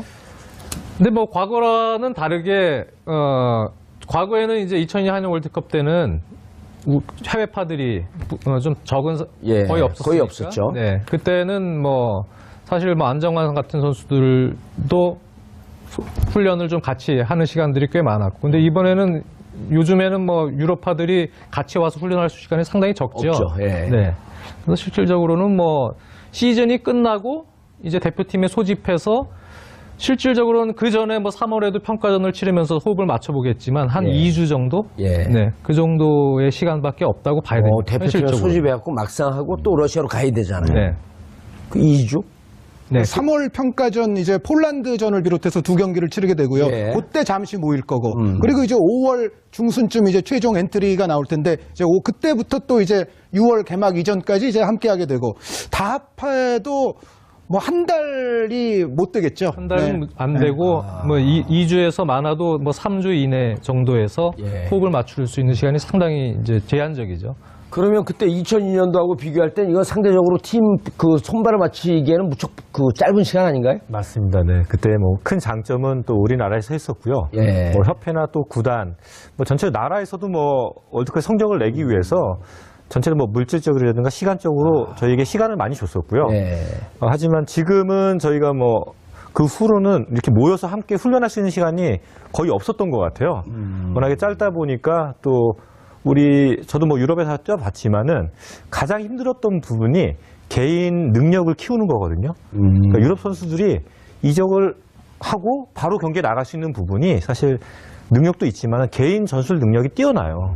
어느 팀에 가도 자기가 뭐를 해야 되는지 바로 캐치를 해서 유럽의 선수들은 근데 한국 같은 경우에는 어렸을 때부터 사실 좀 틀에 박힌 훈련을 많이 했고 감독이나 코치가 지시한 대로 많이 움직이지 사실 선배들한테 눈 바로 부릅뜨면 그냥 두두가 맞고. 맞습니다. 네. 이제 그런 부분도 있고 그러다 보니까 본인이 뭔가 스스로 생각하고 창조해서 경기를 하는 것보다는요 늘 하던 대로 시키는 대로만 했기 때문에 아까 말씀하셨는데 경기 중에 여러 가지 상황들이 많이 일어나거든요. 그렇죠. 우선은 뭐 정상적인 상황에서 문제 없지만은 좀 어려운 상황, 상대가 갑자기 뭐 역습을 해오건가, 뭐 좁은 공간에서 또 뭐 상대가 너무 잘해서 두세 명을 돌파하고 난 후에 갑자기 수비벽이 얇아졌을 때, 그럴 때는 선수가 스스로 빨리 판단해가지고 대처를 해야 되는데 그런 부분들이 전체적으로 우리 한국 선수 좀 약해요. 그래서 어떻게 보면은 지금 남은 기간 동안 또 어떻게 보면 이번 월드컵도 중요하지만은 다음 월드컵을 또 위해서도 이제는 뭐 선수들 스스로도 개인적인 능력을 키우는 것이 어느 때보다 좀 중요할 것 같습니다. 이상윤 해설위원님, 감독의 입장으로서 지금 그 신태용 감독 무슨 고민을 가장 많이 하고 있을까요?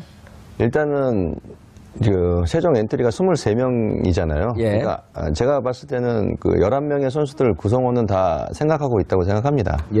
어차피 6월 달에 경기 들어가기 전에 또 축구라는 것이 또 부상 때문에 선수가 탈락하는 경우도 있어요. 그러니까 그런 부분에서 아마 신경을 써야 될 것 같고요. 뭐 지금 송정국 해설위원이 얘기한 것처럼 그 선수들의 개인적으로 외국에 나가서 활약하는 선수들의 실력도 지금 계속 보고 있고 또 국내 선수들도 체크하고 있는 거거든요. 근데 그 선수들이 가지고 있는 영향력들을 얼마만큼 끌어내느냐가 감독의 몫이라고 생각해요. 예, 그러니까 신태용 감독도 상당히 그 선수들과 소통을 정말 잘합니다. 예, 그래서 그런 부분만 잘 선수들이 캐치하고 또 그 감독하고의 커뮤니케이션만 잘 만들어 간다면 아마 좋은 경기력과 또 내가 원하는, 그러니까 자기가 원하는 축구를 하고 감독으로서의 책임을 질 부분은 책임을 져야 된다고 생각하거든요. 예. 근데 그런 부분에서 아마 고민을 많이 할 것 같고요. 어차피 감독은 다른 팀들은 분석을 다 하죠. 그리고 스텝이라는 것은 예전에는 감독들이 다 했는데 이제는 구성원들이 요소요소에 다 깔려 있죠. 이번에 그리고 또 그란데 코치를 모셔온 것도 저는 신의 한 수라고 생각합니다. 예, 국내 지도자들 뭐 차두리, 뭐 또 김남일 선수, 그리고 뭐 정경준 코치가 있는데 외국 감독들이 가지고 있는 코치들이 가지고 있는 좋은 장점들을 그러니까 2002년 히딩크 감독이 가졌던 그 스텝과 거의 비슷하게 좀 끌어간다고 생각하거든요. 그러면서 가질 수 있는 그러니까 단점들을 장점으로 보여줄 수 있는 그런 능력을 신태용 감독에게 계속 또 소스를 주지 않을까 싶습니다. 그란데 코치요? 네, 그란데 코치. 뭐 하는 사람이에요?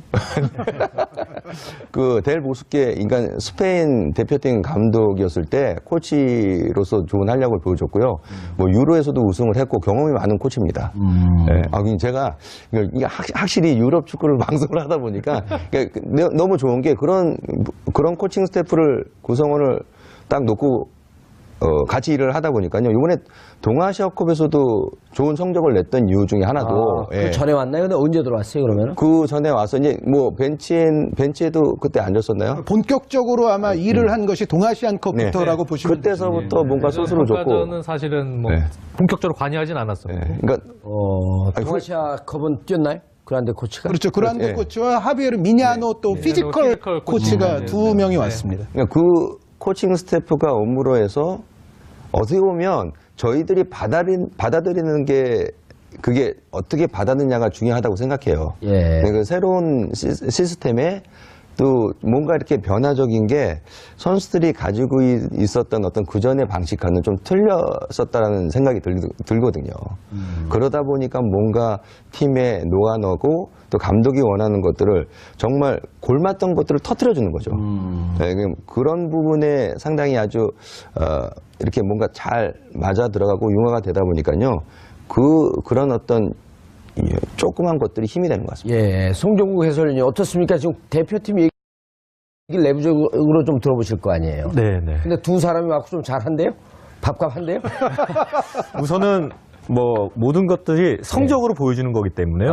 우선은 그러니까 일본전 자연스럽게 얘기를 해보면 되겠네. 네, 우선은 일본전에서 크게 저희가 동아시안컵에서 우승을 했고요. 또 일본전에 대승을 했기 때문에 그 효과는 충분히 보고 있다고 봅니다. 그래서 결국은 뭐 지금도 중요하지만은 저희가 원하는 결과는 사실 월드컵이기 때문에요. 월드컵 때까지 과정도 중요하지만은 가서 성적이 얼마만큼 나오냐에 따라서 사실 희비가 엇갈릴 것 같아요. 알겠습니다. 그 창전 해설위원님. 네. 그런데 월드컵에서 좋은 경기를 좋은 성적을 냈으면 좋겠다라고 하는 국민들의 염원이 있는가 하면 또 한편에서는 좀 월드컵 갖고 아주 쪽박을 차갖고 축구협회를 한번 뒤집어 엎어버려야겠다.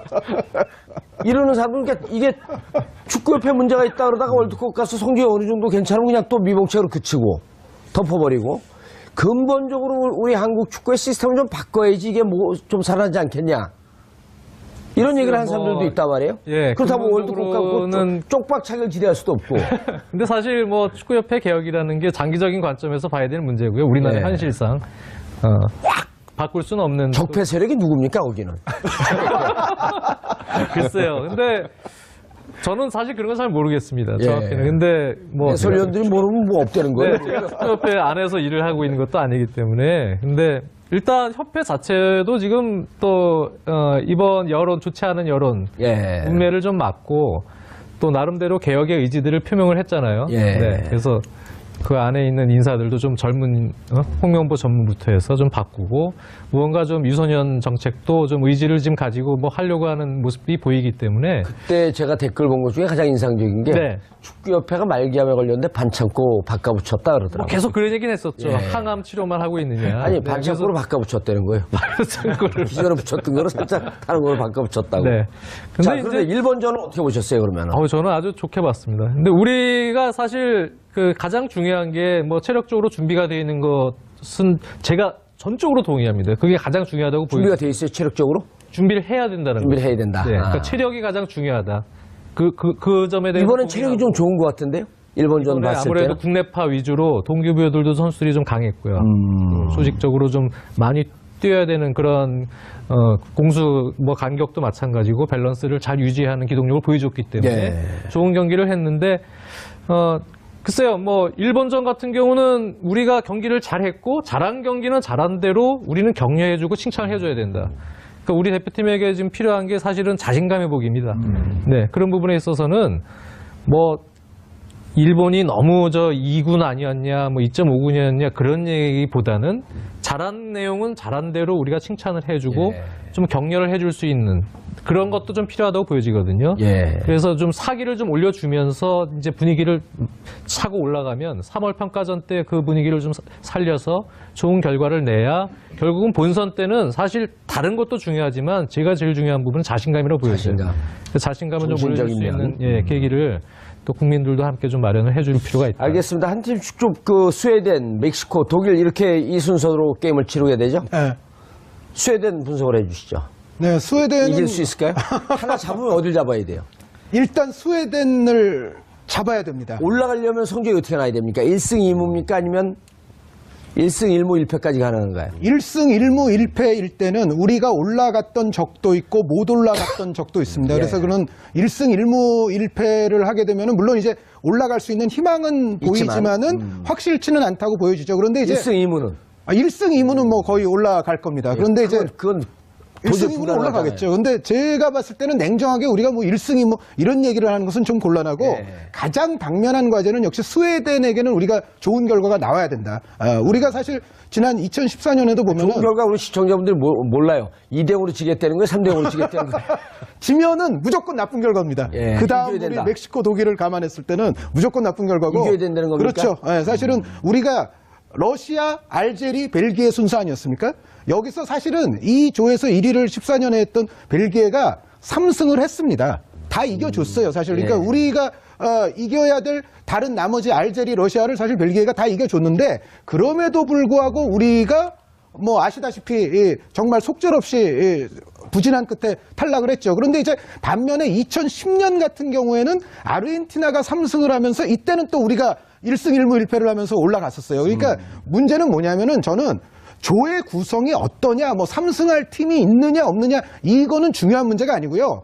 우리가 과연 두 팀 정도를 제칠 수 있는 팀이 되느냐 안 되느냐가 가장 중요한 거죠. 그러니까 벨기에가 3승을 했을 때는 우리가 뭐 정말 우리가 못해서 못 올라간 거고 아르헨티나가 3승을 했을 때는 우리가 그리스, 나이지리아 상대로 소기의 목적을 달성했기 때문에 올라갔거든요. 그러니까 결국은 조의 구성을 따질 일이 아니고 우리가 잘해야 하는 것이 중요한데 우리가 가능성을 높이려면은 첫 경기 스웨덴전이 거의 승부처라고 보여집니다. 사실 2014년에도 우리가 러시아전에서 물론 약간 행운성 골이 하나 들어가면서 비기긴 했습니다만 사실 우리가 그때도 올라가려고 정말 했었다면 러시아를 어떻게든 잡았어야죠. 네, 근데 결국은 스웨덴전에 거의 우리의 운명은 한 7, 80% 이상 달려있다고 저는 생각이 됩니다. 그래서 스웨덴전 이기면 멕시코 스웨덴전 이기고 나도 2패하면 끝나는 거 아니에요?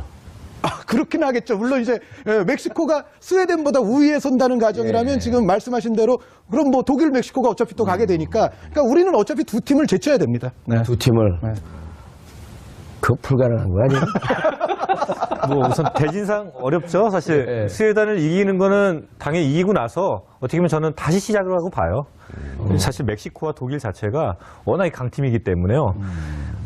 지금 한준희 위원께서 말씀하신 대로 스웨덴한테 이기지 못하면은 저는 가능성 거의 없다고 봅니다. 16강 진출 가능성은요. 네. 스웨덴 이기고 네. 그다음에 우리가 스웨덴하고 할 때 멕시코는 어디하고 하나요? 독일이죠. 네. 독일이 멕시코가 독일을 이길 수가 없잖아요. 네, 전통적인 개념에서 보면 아마 멕시코가 독일에게 좀 약할 거고요. 얼마 전에 멕시코는 거의 일진에 가까웠고 독일은 거의 이진에 가까웠는데 컨페더레이션스컵에서 독일이 오히려 대승을 했거든요. 그러니까 전체적으로 정신적으로도 멕시코가 독일에게는 약간 어려울 확률이 조금 높습니다. 그래서 그렇게 보면은 멕시코는 또 두 번째 경기인 우리와의 경기에 목숨을 걸고 생사를 걸고 달려들 겁니다. 알겠습니다. 이상현 해설위원님. 부르네. 축구 선수 그 해설위원은 지금 잘 나가고 있는 거죠? 열심히 하고 있습니다. 네. 네. 자, 그러니까 스웨덴을 잡았어요. 그리고 멕시코가 독일한테 한 5알 먹고 한 5대0으로 졌어요. 네. 그러면 멕시코 포기하고 집에 가지 않을까요? 개이득입니다. 완전 제가 봤을 때 저희한테는 상당히 좋은 어떤 시나리오라고 생각해요. 무척 열정적인 반면에 또 포기도 빨리 하는 팀 아니에요? 그러니까 남미 특유의 그 북중미의 강호긴 한데요. 예. 근데 저도 멕시코랑 경기를 해봤거든요. 근데 약간 뭔가 잡을 수 있을 것 같은데 잡지 못하는 기운이 있습니다. 좀 끈적끈적한 게 있어요. 그런 게 있어요. 예, 그래서 그런 부분에 우리가 좀 조심만 한다면, 그러니까 일단은 첫 경기 저희가 원하는 그 성적을 내야 되겠죠. 예. 최소한 비기거나 뭐 정말 이긴다면 그거만큼 좋은 건 없는데 독일이 저는 무조건 멕시코를 잡는다고 생각해요. 예. 그럼 그때 이제 우리가 스웨덴 잡고. 그렇죠. 그러면 멕시코로서도 우린 분명히 잡아야 되는 1승 재물이라고 생각하거든요. 예. 그럴 때 이제 신태용 감독의 이제 수싸움에서 어떤 식으로 전략 전술적으로 나오느냐 따라서 그러니까 정말 첫 경기가 중요해요. 객관적으로 지금 우리가 불리하죠, 멕시코한테. 근데 이제 멕시코는 또 이 깽단이 발달돼 있어갖고 여기 게임에 도박이 많이 걸려 있거든요. 멕시코 승률을 높게 잡았는데 우리가 이기면 이 배율이 높아지면 당연하죠. 느닷없이 우리가 이기게끔 또 선수들한테 승부 조작 들어가지 않을까? 절대 그런 일은 없을 것 같고요. 예. 분위기상으로는 그러니까 첫 경기라고 생각해요. 예, 그래서 스웨덴. 스웨덴과의 경기에서 승률은 어떨 것 같아요, 스웨덴하고? 일단은 50대 50 봅니다, 저는.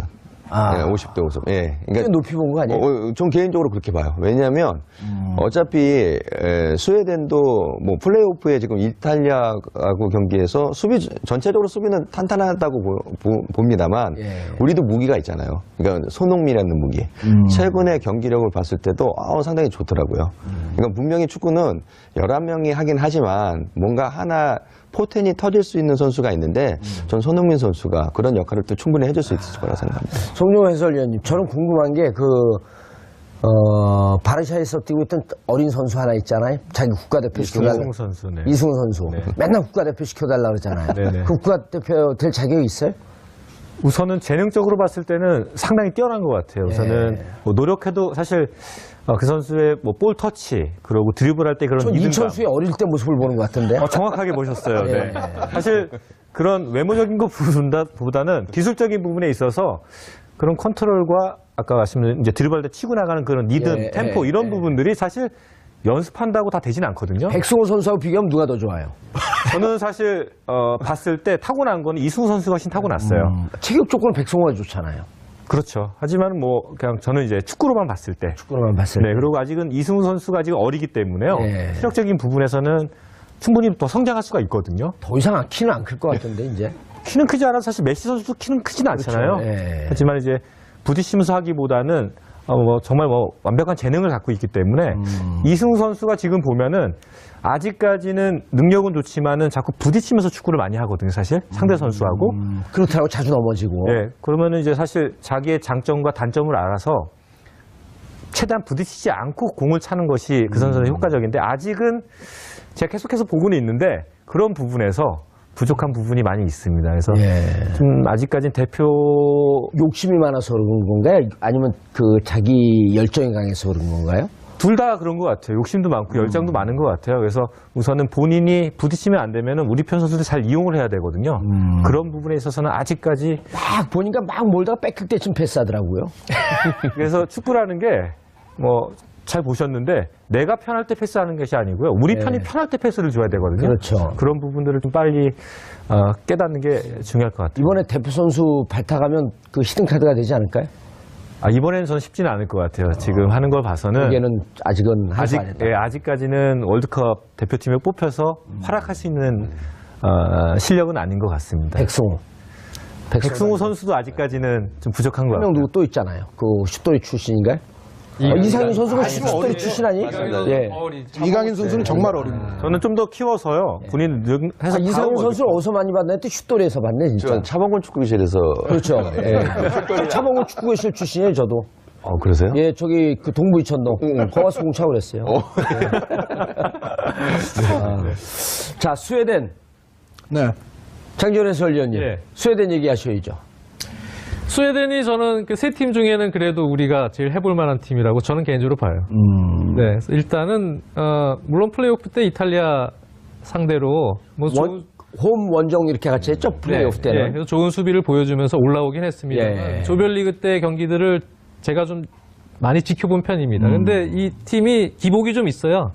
공격력이 일단 단조롭고. 아하. 네, 그래서 전방에 이제 마르쿠스 베리라는 선수가 있고 예. 토이보넨이라고 좀 장신 선수가 있는데 롱볼로 좀 때려놓는 스타일입니다. 아, 우리 1960년대 스타일이네. 예, 롱볼로 뻥축구. 예, 그렇죠. 그래서 롱볼로 수비진에서 때려놓고 예. 세컨볼을 떨어뜨리면 거기서 이제 경합을 해서 들어가는 상황이거나 아니면은 이제 가끔 지공이 있습니다만 그럴 때는 그 라이프치히에서 뛰는 포스벨이라는 선수가 있어요. 그 선수가 왼쪽 미드필더인데 그 선수가 중앙지향적인 플레이를 하면서 연계 역할이나 공격 지원을 해주는 그런 스타일인데 전술이 좀 간단해. 단순합니다. 어떻게 보면 이 공격 전술이나 전체적인 전술 운영이 좀 단순하고요. 예. 그리고 수비진이 뭐 그란퀴스트나 또는 요즘에 이제 맨체스터 유나이티드도 뛰고 있지만 잘 그다지 뭐 인상적인 활약을 못하고 있는 린델로프 같은 수비수가 있습니다. 근데 이 수비수들이 또 뒤가 좀 약합니다. 아하. 그래서 저는 스피드는요. 이번에 일본 팀 같은 경우도 스피드가 떨어졌고 우리한테 많이 그 그쵸. 사이드라인을 뚫린 네. 거거든요. 그래서 우리나라가 가지고 있는 장점만 잘 발휘를 하면 저는 스웨덴은 충분히 해볼 수 있다. 장점이 뭡니까? 우리나라 갖고 있는 장점. 역시 스피드죠. 네, 빠른 공격 전환. 네. 그런 부분에 있어서 저는 그래서 사실 개인적으로는 예. 작년 11월 평가전 전에 바로 예. 그 원투 그때 펀치 두 분이 우리 대한민국 축구 폭망한다고 예언하고 가지 않았나? 아니, 그 평가전 전에는 좀 예. 그때는 분위기가 좀 그럴 때였잖아요. 예. 거기 이제 편성해서 저희도 갔는데 근데 이제 사실 그때 원투펀치에서는 이승우 선수를 예. 그래도 한번 넣어보자. 한번 테스트를 해봐야 될 시기가 그때 아니냐. 그때 아니면은 이제 좀 기회가 없으니까. 그래서 그런 얘기도 저희가 방송에서 하긴 했었어요. 그리고 이제 사실 차범근 감독님 98년 월드컵 때도 경험을 이상현 위원께서 하셨지만 그때도 차범근 감독이 고종수 같은 어린 선수들을 네. 뽑으면서 이제 언론 인터뷰에서 본선 직전에 이렇게 예기치 않은 플레이를 하는 어린 선수들이 한두 명 발탁되는 것이 좋다고 생각해서 뽑았다. 라는 인터뷰도 했거든요. 근데 저는 개인적으로는 물론 이승우 선수가 아직 경험이 좀 부족하고 지금 리그에서 좀 약간 부침이 있는 출장 기회가 좀 적은 상황이긴 하지만 예. 그래도 우리가 본선에서 역습 기회를 살릴 수 있는 조커 역할 이런 역할을 필요로 할 때는 이러한 유형의 선수가 그래도 저는 어린 선수지만 이 돌발 변수로서 좀 필요하다. 그래서 한번 기회를 좀 일찍 줘봐야 되지 않겠느냐. 대표팀에, 성인 대표팀에서. 나이가 그렇게 어린 것도 아니거든요. 그래서 그런 부분에 있어서는 지난번 11월 평가전 때 전 한번 테스트를 못 시켜본 것이 조금 아쉽긴 해요. 이승우 같은 선수는. 이승우 선수. 개인적으로 그렇습니다. 예. 예. 스웨덴. 네. 스웨덴이요? 예. 스웨덴에게는 제가 뭐 칼럼 쓴 것도 있습니다만 기본적으로 전환의 속도. 그러니까 수비로부터 공격으로 나가는 전환의 속도와 좌우 측면을 또 볼을 우리가 이동시키는 어떤 전환의 속도. 스웨덴은 어떤 전략으로 나올까요? 네, 스웨덴은 사실은 우리에게 또 약간 기회가 될 수도 있는 것이요. 스웨덴이 기본적으로 이제 수비 밸런스가 그래도 탄탄한 팀 아닙니까? 예. 근데 우리를 상대로 했을 때는 스웨덴이건 멕시코건 사실 모두가 나온다. 공격적으로 나올 겁니다. 왜냐하면 우리는 그들 입장에서 봤을 때는 1승 상대고 반드시 우리를 잡아야 되기 때문에 그래서 어떤 의미에서는 스웨덴이 그 체격은 좋지만은 장 의원님 말씀대로 이제 뒷공간 커버가 조금 느릴 수가 있거든요. 그런 상황에서 우리를 상대로 3점을 노리면서 공격적으로 나올 때에는 수비가 벙벙할 수 있겠다. 그렇죠. 우리가 전환의 속도와 좌우 측면 또 볼 이동의 속도만 잘 살려준다면 오히려 그러한 스웨덴의 심리를 역으로 공략할 가능성은 없지 않다는 생각을 합니다. 그러니까 스웨덴은 한국이 아시아의 호랑이라고 하지만 스웨덴 입장에서 쥐 같다, 쥐. 그렇죠. 무조건 이겨야 되죠. 우리 쪽 입장에서. 한방 빡치면 쥐. 글쎄 올해는 쥐 잡는 날인데. 쥐 잡는 날인데.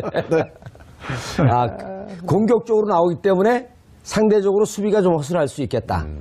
직접 뛰어봤을 때는 어떻습니까? 이런 지금 해설이. 근데 저희가 나갔을 때 사실 예. 저희가 스위스랑도 이제 2006년에 뛰었을 때도 그렇죠. 예. 거기서 그렇게 막 공격적으로 나오진 않았어요. 좀 막상 또 공개는 하나요? 수비적으로 나왔습니다. 꼭 이겨야 네, 됨에도 네, 네. 불구하고. 네. 그러다 보니까 아니 어쨌든 우리 팀에 대해서 그렇게 녹록하게 생각하지 않는 점은 있나요? 왜냐하면 우리의 장점을 말씀하신 대로 그들도 알고 있거든요. 우리가 빠르다. 빠르다는 것을. 오. 그러다 보니까 빠른데 공은 뒤에 두고 혼자 달려가면 아무 의미가 없는 거 아니에요? 그렇죠. 근데 지금 뭐 선수들의 능력이 많이 좋아졌기 때문에 그래서 다 말씀하신 게 맞고요.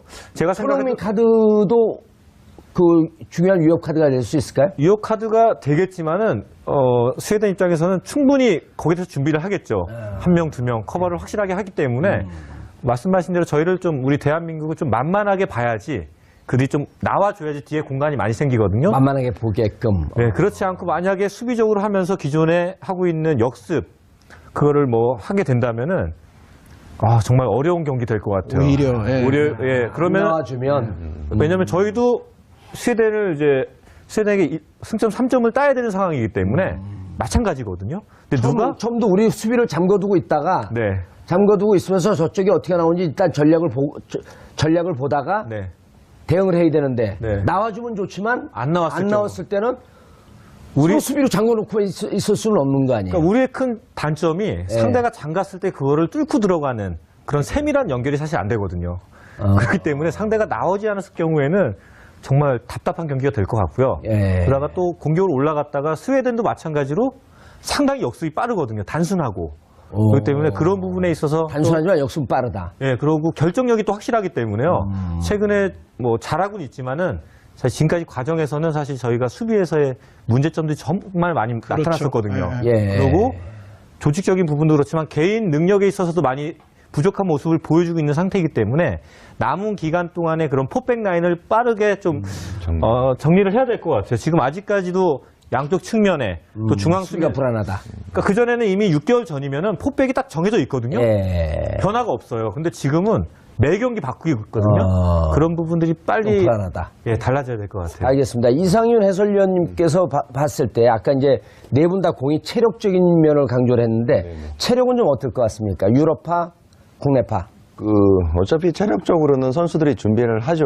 근데 거기에 나갈 정도면요. 분명히 감독으로서도 컨트롤을 하고요. 또 선수 입장에서는 그 부분에 포커스를 또 맞출 수 있는 그러니까 월드컵이기 때문에 예. 거기에 맞춰야 되거든요. 뭐 조금 더 앞에서 얘기한 거에 좀 보탬이 된다면 충분히 그 스웨덴도 최근에 그 번이라는 팀이 그 프리미어리그의 번이라는 팀이 그 롱볼을 많이 때려주죠. 예. 카운터 그러니까 킥앤더러시죠. 그러니까는 킥을 때려주고 또 거기에 대한 볼을 50대 50이라고 생각하는 거죠. 그러니까 그 볼에 대한 공략이 상당히 좋은 공격을 하는 팀들이죠. 예. 그러니까 저희로서도 그런 부분에 좀 대비를 좀 철저히 해야 되고요. 그러니까 서로 약속된 플레이라고 할 수 있는데 예. 제공권이 좋은 선수들도 있고요. 그러니까 그런 반면에 만약에 그런 제공권에서 저희가 진다면 떨어지는 볼에 대한 관여가 돼야 돼요. 예. 그러려면 선수들이 어떤 그 센스도 있어야 되고 또 수비적으로 봤을 때도 잘 준비가 돼 뭐 있어요. 미들에서도 그런 세컨볼에 대한 리바운드에 대한 볼에 준비가 되어 있지 않으면 어려울 수밖에 없는 거죠. 알겠습니다. 2018년 러시아 월드컵 장지현 해설위원님, 한준희 해설위원님, 그리고 송종국 해설위원님, 이상윤 해설위원님 귀한 시간 내주셔서 감사합니다. 인사하시고요. 네, 감사합니다. 예. 자, 2018년 월드컵 6개월 남았습니다. 국민들에게 스트레스 주지 않는 그런 월드컵이 되길 기대해 봅니다. 1월 2일 화요일 정봉주 품격시대 마치겠습니다. 감사합니다. 딱 세 번째 맞고 나서부터는 그 두려움이 없어졌어요. 얘는 오늘 나한테 안 되겠다. 그거 딱 느꼈어요. 그게 몇 분 정도 경과한 뒤인가요? 전반 초반이었던 것 같아요. 어차피 그쪽은 포르투갈은 거의 피구 선수 발끝에서 공격이 시작됐기 때문에 우선은 한두 명을 뚫고 나서 사실 연결을 하거든요. 근데 그쪽이 우연찮게 또 저랑 붙게 되면서요. 그게 몇 번째 게임이었었죠? 세 번째. 세 번째. 예. 저희가 그때 이 영대용 비기자고 하는 그 사인을 보낸 선수가 누구였었나요? 뭐 저는 사실 경기장 안에서 못 봤고 이제 끝나고 나서 뭐 이제 선수들끼리 얘기하면서 이제 포르투갈 선수들이 비기면 같이 올라갈 수 있는데 왜 이렇게 길었으냐? 뭐 그런 의미로 그 당시만 해도 사실 우리나라 선수들이 영어를 다 잘 못했어요. 대부분이 뭐 아시겠지만은 해외파도 없었고 대부분 또 국내파고 또 일본에 뛰는 선수 많아서 아마 뭐 간단한 제스처하고 뭐 이런 동작으로 선수들이 좀 알아챈 것 같아요. 근데 뭐 저희는 그 당시만 해도 이제 상대팀 결과도 몰랐고 끝날 때까지요. 무조건 뭐 이겨야 된다. 이 생각만 하고 있었기 때문에 마지막까지 그냥 최선을 다한 것 같아요. 알겠습니다. 2002년 월드컵 워낙 감동이 깊기 때문에 좀 이따 계속 말씀 나눠보기로 하고요. 이상윤 해설위원님 뭐가 그렇게 행복하세요? 오늘 섭외를 정말 잘 하신 것 같아요. 여기는 성공한 케이스. 좀 물음의 아이콘. 왜요? 아니, 저는 90년도 이태리 월드컵을 나가긴 했는데요. 그때가 대학교 4학년 때였습니다. 건대. 네, 건대. 이영표 선수. 이영표가 후배고요. 아, 이영표가 후배죠. 예, 그리고 황선홍 감독이 선배고.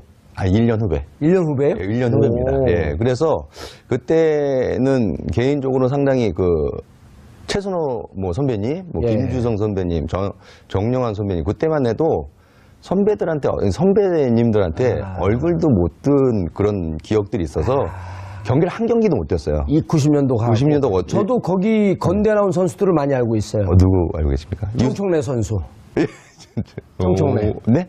정청래? 선수가 다른 분야의 선수죠. 정치 선수였어. 정청래는 모르세요? 제가 정치 쪽으로는 문이 아니라. 공갈 정청래 선생. 지금 민주당 대변인하고 있는 강훈식 선수. 갑자기 지금 두려워지고 있습니다. 왜요? 모르니까요. 아, 국회의원들이에요? 거기다가 제가 답변을 제대로 할 수 없어서. 알겠습니다. 예. 어쨌든 그래서 경기를 90년도는 우리 성적이 어땠었죠? 저희가 조별리그 예선 통과 못했죠. 처음 16강 올라간 게 2002년도 아니에요. 그렇죠. 그전엔 다 떨어진 거고. 그러니까는 제가 봤을 때는 우리 송정국 해설위원이 참 정말 선수로서 실력적인 부분에서도 뛰어났고요. 2002년 세대는 저는 개인적으로 행운아라고 생각합니다. 실력도 실력이지만 홈그라운드에서 한다는 그 이점이 저는 상당히 아주 강점을 가지고 있다고 생각하거든요. 90년도 이태리 월드컵에서 좋은 성적을 내지 못했지만 또 우연찮게 또 98년도 프랑스 월드컵을 나갔는데 그때도 저희가 아마 원정 경기에서 첫 승할 수 있는 팀이라고 할 정도로 강팀이었었거든요. 근데 그때도 승리를 하지 못했어요. 근데 아까 제 후배는 황선홍 감독이 중국전 마지막 경기에서 마지막 경기에서 부상을 당했어요. 평가전이었죠. 프랑스 가기 전에 그때서부터 뭔가 꼬이더라고요. 그때 황선홍 선수가 엔트리에는 그 25명 포함은 됐지만 뛰지는 못했죠. 가서. 그렇죠. 그러니까 중국전에서 부상을 당하면서 같이 가긴 했는데 그 부상이 호전이 안 되고 그래서 경기를 뛰지 못하면서 그 97년도 예선전은 제가 상당히 좋았습니다. 그래서 황선홍 감독이 부상 당하면서 첫 번째 골의 주인공은 이상윤이다 할 정도로 기대를 많이 했는데 또 거기 가서도 또 불운이었습니다. 너무 안 좋은 쪽들이 많아서. 왜요? 왜 불운이었어요? 저희 멕시코전에 첫 경기 정말입니다. 이거 웜업 할 때. 김태형 선수한테. 첫 경기에 저희가 멕시코랑 경기할 때 저희가 웜업 하잖아요. 몸을 푸는데 저는 공격수고 우리 김태형 선수는 수비수인데 공격수가 저희는 이제 마지막 부분에서 슈팅을 하고 나오는데 슈팅하고 나오는데 돌아서는데 제가 김태형 선수 슈팅한 볼에 맞고 기절했습니다. 이거 실화입니다, 실화. 그러니까 한 20m 정도 거리가 됐는데 저는 슈팅하고 나오는데 뭔가 번쩍 하더라고요. 그때 당시에도 김태형 선수가 그렇게 슈팅이 강한 선수가 아니었거든요. 근데도 대표 선수급 되면은 그렇게 가까이서 맞으면 거의 흉기 아니에요? 한 20m 정도에서 저 돌아섰는데 그 공이 날라오는데 반사적으로 제가 반응을 했었는데 반응이 안 되더라고요. 맞고 그냥 앞쪽으로 그냥 꼬꾸라졌어요.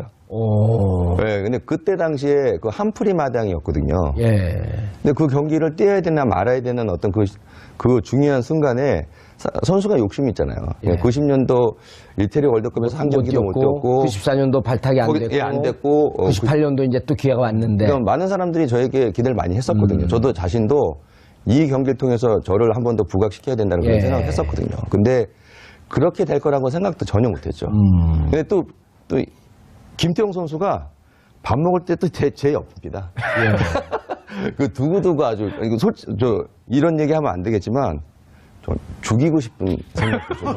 왜냐면 지금 김태형 선수는 살아있나요? 그 선수는 뭐 날아다니죠.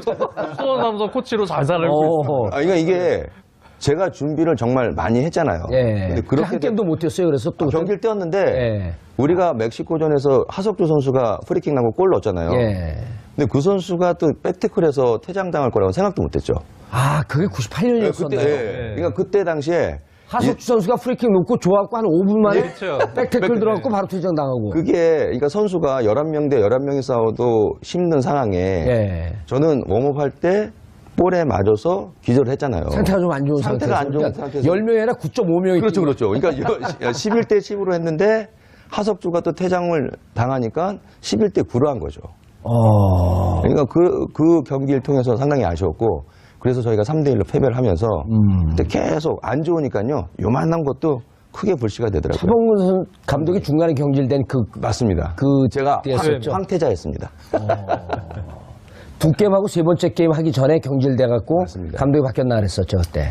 그때 얘기하자면 비하인드 스토리가 많은데요. 그때 그러니까 안 될래니까요. 요만한 것도 계속 다 끄집어내서 그래서 좀 마음 가슴 속으로 뭐 경기도 잘 안 풀렸지만 이게 축구판에 좀 안 좋은 그런 것들을 많이 봤습니다. 그러고 나서 그 예선전 탈락하고 그럼 선수단 분위기가 어떻게 됩니까? 싸늘하죠. 이건 완전 원래 탈락할 팀이 아니었었어요? 그러진 않았네. 그러진 않고 전 그 선수가 그때는 한번 그 최강이어서 올라갈 가능성이 있다는데 황선홍 선수의 부상. 그렇죠. 뜻하지 않는 부상. 그러니까 그때 당시만 해도 97년도 저희 멤버가 상당히 나쁘지 않았거든요. 뭐 아까 뭐 우리 송정국 해설위원이 얘기했지만 이동국 선수라든지 고정수 선수 그 선수들이 나오면서 저희 선수들의 어떤 스쿼드가 상당히 탄탄했습니다. 그래서 저도 개인적으로 정말 원정에서 1승 할 수 있고 16강 갈 수 있는 전력이라고 생각했는데 이게 뜻하지 않은 그런 것들이 일어나니까 뭔가 징크스가 있었네요 그때는. 그래서 상당히 어려웠습니다. 그리고 게임 끝나고 그럼 선수단끼리 뭐 저녁에 가서 그때 독일이어서 프랑스죠. 프랑스 월드컵에서. 근데 선수들도 마찬가지로 상당히 안 좋았죠. 그러니까 분위기가 다운될 수밖에 없고 이렇게 업을 시켜야 되는데 그런 분위기가 좋지 않았습니다. 이 모든 게임이라고 하는 게 그 심리적인 게 강하게 작용을 하는데 아시다시피 두 번째 경기가 그 네덜란드입니다. 여기 우리 성정국 해설위원이 했던 히덴크 감독. 저 그때 솔직히 히덴크 감독이 누군지 몰랐거든요. 코스염 그때 보니까 화면 보니까 코스염 이렇게 기우고 그때 당시에 네덜란드 선수들이 최고의 레벨의 선수들. 베르감프 있었고요. 뭐 반데사로 있었고 골키파워. 그리고 뭐 다비드 선수. 최강의 선수들이 하고 경기를 하는데요. 저 선수가 아닌 것 같더라고요. 다른 나라에서 온 듯한 선수들. 최강이었죠. 다른 나라에서 왔잖아요. 다른 별에서 다른 행성에서 온 팀. 그러니까 그만큼 강력했고요. 그때 당시에 저희가 5대0으로 지면서 저도 기억나요. 그러니까 저는 솔직히 안 좋은 추억들만 있습니다. 안 좋은 추억들만. 세 번째 게임은요? 벨기에전은 전 경기를 못 뛰었죠. 그래서 저희가 벨기에하고 무승부를 기록했는데 그때 조금 만회를 했고 그러면서도 어쨌든 벨기에전은 좀 잘 뛰었던 것 같아요. 우리 후배가 또 유상철 또 감독이 또 골을 만들어냈고요. 전체적으로 보면 뭐 조금 아쉬운 경기들을 좀 많이 했던 것 같습니다. 그래서 인생이 계속 안 풀려요? 인생이 안 풀리더라고요. 근데 제가 해설을 해서 나름대로 축구를 또 어쨌든 축구인 출신이기 때문에 제가 할 수 있는 게 무엇인가 생각을 해봤지만 이것도 저한테 잘 맞더라고요. 나쁘지 않습니다. 아니 요즘 보면 축구인들이 그 엔터테이너처럼 재능들이 좋아요 보니까. 그래서 이거 아까 말씀하셨지만 아프리카 TV에서 제가 그 방송 자체가 다른 것보다도 프리미어 리그 있지 않습니까? 프리미어 리그. 현장인이, 그러니까 저희가 선출이. 약간 발음도 외국 사람 같아요. 선출이 그 유럽 축구를 방송한다는 게 쉽지 않습니다. 근데 그 방송을 통해서 저에게는 많은 공부가 되고 있습니다. 지금 그럼 프리미어 리그를 그 방송을 하고 계신가요? 네네, 그렇습니다. 어디라 그랬죠? 아프리카 TV. 아프리카 TV 말고 다른 데는요? 저 MBC 스포츠 플러스에서 방송했어요. 그게 아프리카 TV로도 나가는 겁니까? 아니면은? 인터넷 방송이죠. 근데 저는 개인적으로 축구를 계속 현장에 있지 않으니까요. 그냥 봐야 되잖아요. 근데 예. 보면서 느끼는 게 상당히 아주 큽니다. 해설도 하면서. 그렇죠. 예. 그럼 뭐 이게 어떻게 될지 몰라요. 팟캐스트 하다 스타 되는 사람들도 있으니까. 나름대로 지금 아주 좋고요. 예. 행복해 하고 있습니다. 예. 알겠습니다. 송중국 두 분은 오늘 방청객 모델이에요. 아니 원래 이 모든 시사 교양 프로에서 예. 보면은 이제 방청객의 웃음이라든가 박수 이런 게 중요해요. 네, 저희가 항상 잘 웃고 있어요. 그 지금. 한준희 해설위원은요. 네. 제가 운영하는 회사 이제 광고 모델로 제가 발탁했어요. 아니 아직 연락을 받은 바가 없어요. 이거는 그런데 방송에서 지금 말씀을 하셨어요. 지금. 관계 없어요 그런 거. 아니 근데 그 두 분 이제 해설위원 자격으로서 2002년도 보면은 그때 깜짝 놀랐다 그랬잖아요. 정말 우리 히딩크 감독이 저렇게 만들어낼까. 근데 그때 이후에도 이제 그 2002년 얘기를 자주 하실 거 아니에요. 그렇죠. 네. 근데 2002년 때는 확실히 예. 지난번 그 리우 올림픽 때 공을 맞췄던 김태형 선수랑 같이 예. 해설을 하러 브라질에 갔었는데 이제 같이 방을 쓰면서 얘기를 좀 많이 했거든요. 근데 특히 2002년 때 얘기는 당시에는 이제 좀 기간을 두고 송정욱 선수도 아시겠지만 김태형 선수 그때 못 뛰었죠. 2002년에 주전이죠. 주전 주전 뛰었나요? 네. 그래서 좀 이렇게 아파치라는 별명으로 좀 이렇게 네. 그 깡다구 있게 이렇게 그렇죠. 좀 터프한 이제 예, 수비를 하는 이제 스타일인데요. 근데 선수들이 오랜 그 일정 기간 동안 합숙도 하고 하면서 피지컬적으로요. 몸이 거의 뭐 지방 없이 전사가 된 몸으로 준비가 되어 있었대요. 2002년도에. 네. 그래서 거의 뭐 몸이 진짜 최상의 몸 상태로 경기에 임하고 준비가 되어 있었기 때문에 피지컬적으로 역시 우리나라 축구는 체력이 뒷받침돼야 된다. 네. 많이 뛸 수 있는 축구를 해야 우리가 좀 부족한 기술이나 예. 여러 가지 단점들이 보완이 돼서 본선에서 경쟁력이 있다. 근데 2002년 때는 확실히 그런 부분들이 준비가 잘 돼 있었죠. 다른 월드컵 때에 비해선. 그래서 아마 그런 부분들이 좀 많이 도움이 됐던 것 같아요. 예. 시간적 준비나 체력적 준비 이외에도 저는 개인적으로는 히딩크 감독이 우리에게 새로운 것을 전수해준 부분들이 굉장히 많다고 생각을 합니다. 그러니까 히딩크 감독이 우리나라에 이제 처음 와서 저는 뭐 직접 송정국 선수처럼 경험한 건 아닙니다만 듣기에는 대한민국이 월드컵에서 지금껏 성공을 못하는 가장 큰 이유 중에 하나가 히딩크 감독이 여러 가지 이제 진단을 내렸습니다만 그 중에 하나가 뭐냐면 이전의 실패로부터 발전과 교훈을 얻지 못하는 것 같다라는 이야기를 히딩크 감독이 했다고 해요. 그러니까 예를 들어서 경기 중에도 여러 가지 그 상황, 시츄에이션들이 벌어지지 않습니까? 근데 그럴 때 어떻게 요령껏 대응해야 우리가 손해 안 보고 그 시간 이후부터 또 경기를 다시 잘할 수 있는지들에 관해서 우리는 월드컵을 그 이전까지도 여러 차례 하기는 했습니다만 실제적으로 그러한 요령이라든가 대처 방식이 는 게 없다. 그런 걸 히딩크 감독이 정말 정확히 봤던 것 같아요. 그래서 예를 들어서 히딩크 감독 같은 경우는 예를 들어 뭐 우리가 조금 억울한 파울을 당하거나 억울한 판정을 당하거나 그랬을 적에 이제 선수들이 어떻게 해야 관중들의 좀 항의도 이끌어낼 수 있고 그 다음부터 또 심판에게 약간 부담도 가게 만들 수 있고 이제 이런 것부터 시작을 해서 전체적으로 뭐 예를 들어 이런 장면도 있어요. 예전에 골드컵에서 히딩크 감독이 월드컵 하기 전에 골드컵이라는 대회에 나가서 퇴장을 한번 당한 적이 있는데 그러한 상황 같은 경우에도 미국에서 있었던 예, 거죠. 그렇죠. 예. 과거 같으면 이제 뭔가 좀 안 좋은 상대가 우리에게 파울을 해서 나오든지 아니면 뭐 우리가 파울을 하는 경우도 그렇습니다만 상대가 프리킥을 빨리 진행해서 역습을 하게 되면 우리가 곤란하잖아요. 예. 근데 그렇게 볼이 멈춰진 상황에서는 먼저 볼을 예를 들어 집어서 조금 이렇게 시간을 끈 다음에 이렇게 우리가 나든지. 수비를 갖춘 이후 볼을 좀 슬슬 넘겨주는 뭔가 이제 그러한 것들도 사실은 히딩크 감독 이전까지는 우리가 매번 당함에도 불구하고 우리가 계속해서 그런 요령을 숙지하지 못했었는데 동네 축구에서는 자주 나오는 건데. 그렇죠. 어떻게 보면 그것도 히딩크 감독 이후의 영향일 수도 있어요. 그 전에도 우리는 급박한 경우가 있었는데. 수준 높은 동네 축구를 하셨기 때문에 정 의원님께서는 뭐 그러실 수 있지만 어찌됐건 히딩크 감독이 우리 대표팀 선수들에게 여러 가지 뭐 선진적인 훈련 방식부터 시작해서 정말 경기 중에 빚어지는 여러 가지 상황들에 대한 대처 요령에 이르기까지 히딩크 감독이 새롭게 전수해 준 것이 대한민국 축구에는 굉장히 많았다 이렇게 저는 평가를 합니다. 알겠습니다. 송영구 선수님. 네. 어땠나요? 히딩크 감독하고 몇 년 같이 있었어요? 저는 뭐 2년 가까이 있었죠. 한 1년 반 좀 넘은 것 같아요. 제가 2001년 2월에 따라갔거든요, 사실요. 이제 처번에 모였을 때 1기에서 부상당한 선수 대체로 제가 이제 3명 안에 들어가지고 제가 이제 홍콩 카스버컵을 이제 처음 따라갔고요. 그러면서 이제 오만에서 전지훈련 하면서 짧은 기간에 좀 인정을 받았고요. 그 다음에 바로 아랍에미리트를 가서 이제 4개국 뭐 때문에 인정받으신 것 같아요? 우선은 뭐 아까 선배님께서 말씀하신 대로 딱 들어갔는데 다들 대선배님이잖아요. 뭐 황선홍, 홍명, 뭐 최용수. 사실 여기서 경쟁에서 경기를 뛰겠다는 것보다는 그냥 여기서 있으면서 잠깐 뭔가 배우고 가자 하는 마음으로 들어가서 정말 온 힘을 다한 것 같아요. 연습할 때부터 남들보다 두세 발 더 뛰고요. 그냥 정말 제가 가진 모든 것을 그냥 쏟아 부은 것 같아요. 그러다 보니까 정말 짧은 기간이었던 것 같아요. 한 1, 2주 동안 그때 그 협회 관계자분이 지나가면서 야, 히딩크 감독이 종국이 널 잘 본 것 같은데? 그 얘기 딱 듣는 순간요. 그 희한한 힘이 나더라고요.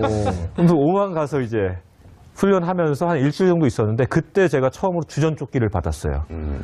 그러면서 아랍에미리트를 가서 첫 경기에서 제가 골을 넣었거든요. 2018 러시아 월드컵의 해가 밝았습니다. 신태용 감독이 이끄는 축구 대표팀의 이번 월드컵 성과에 기대감이 쏠리는 가운데 4강 신화를 쓴 2002년 한일 월드컵, 첫 원정 16강 진출 역사를 쓴 2010년 남아공 월드컵의 경기력이 다시 주목받고 있습니다. 특히 태극전사들의 가치를 전 세계에 알리며 한국 축구의 새로운 이정표가 된 2002년 한일 월드컵의 의미는 남다릅니다. 신년 특집으로 꾸미는 정봉주의 품격시대. 지금부터 불꽃 같은 투혼, 붉은 악마 함성이 공존했던 한국 축구의 역사적 순간을 4명의 특별한 손님과 이야기 나눠봅니다.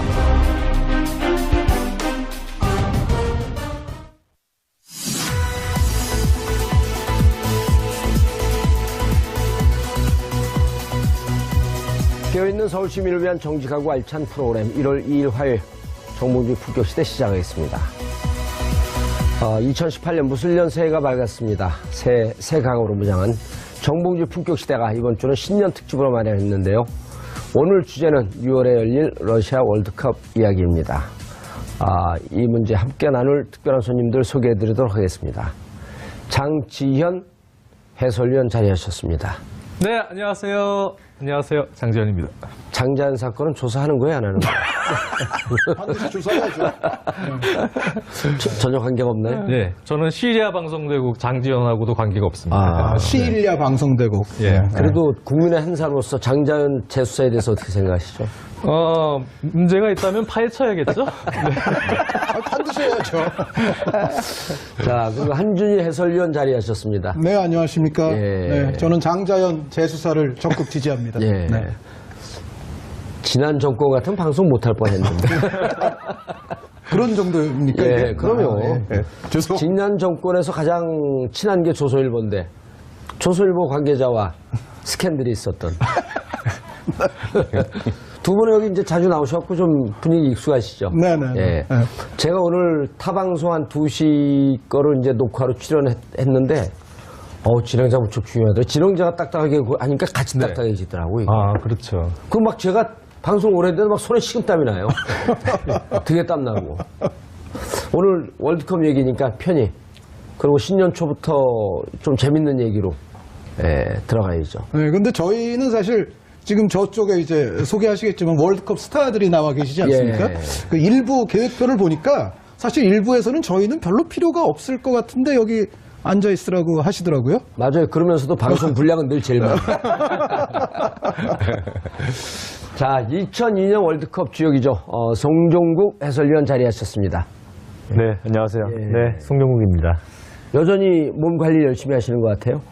네, 우선은 살찌는 게 별로 싫어서요. 예. 계속 뭐 한 이틀에 한 번 정도는 계속 운동하고 있습니다. 그리고 송종국 축구교실도 계속 운영하고 계시고요. 네, 축구교실 하고 있고요. 최근에는 그 동탄에서 스포츠센터 운영하고 있습니다. 그래요? 그래서 저는 이제 좀 사업가 쪽으로 네, 열심히 하고 있는데요. 쉽진 않네요. 네. 돈이 좀 안 돼요? 노력하는 만큼 네, 결과가 나오진 않는 것 같아요. 네. 내가 또 월드컵 때 뭐 많이 챙겨놨을 텐데. 어디 갔죠? 네. 찾아봐야 되겠어요. 네, 챙겨놓던 거. 네. 알겠습니다. 자, 국가대표 출신 이상윤 해설위원 자리하셨습니다. 안녕하세요. 예. 어깨 운동하다 다치셨나요? 축구하다가 다쳤고요. 예. 저 MBC 스포츠 플러스 남바원 해설위원입니다. 네, 반갑습니다. 다른 방송 얘기해도 됩니다, 여기서는. 괜찮죠? 예, 그럼요. 네. 편안한 방송인 것 같아요. 다 식구인데 뭐. 온 국민이 다 식구인데요. 네. 다른 방송사 얘기해도 되는 거예요? 관계없어요. 여기는 다음 무슨 플러스 또 뭐 하잖아요. 네. 다음에서. 네, 장지현 씨를 제가 한 1,000번 이상 본 것 같습니다. 태어나서. 저는 그 방송 보면서 두 분보다 같이 진행한 여자 해설위원, 여자 진행자. 그분하고 신하영, 모르겠어요. 이름은 모르겠는데 얼굴도 잘 기억이 안 나요. 근데 여성이라는 사실 때문에 계속 봅니다.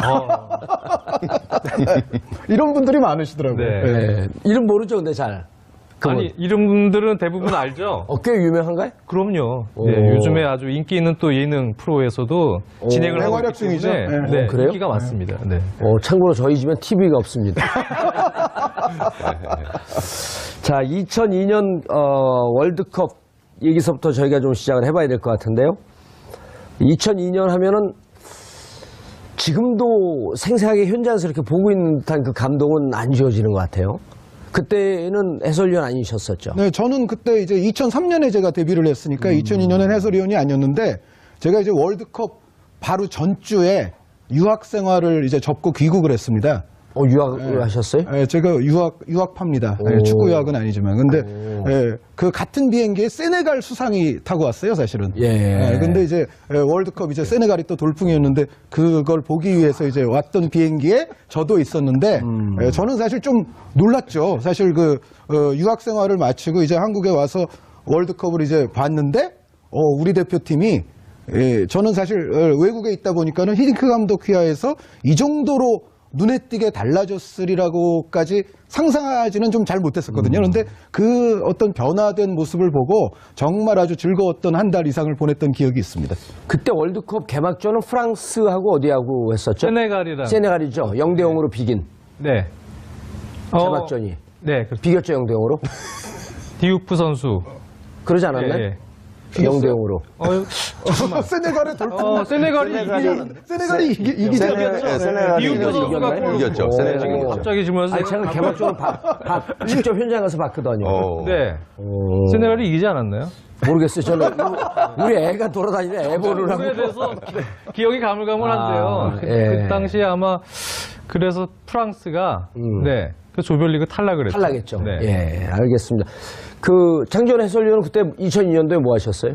저도 2003년에 이제 모 인터넷 중계 사이트에 참여를 했기 때문에 2002년까지는 다른 일을 하던 사람이었는데 예. 아마 좀 놀라실 수도 있겠는데 저는 영화 제작실장이었습니다. 네, 그래서 당시 2002년 한일 월드컵 때 전주에서 촬영 중이었어요.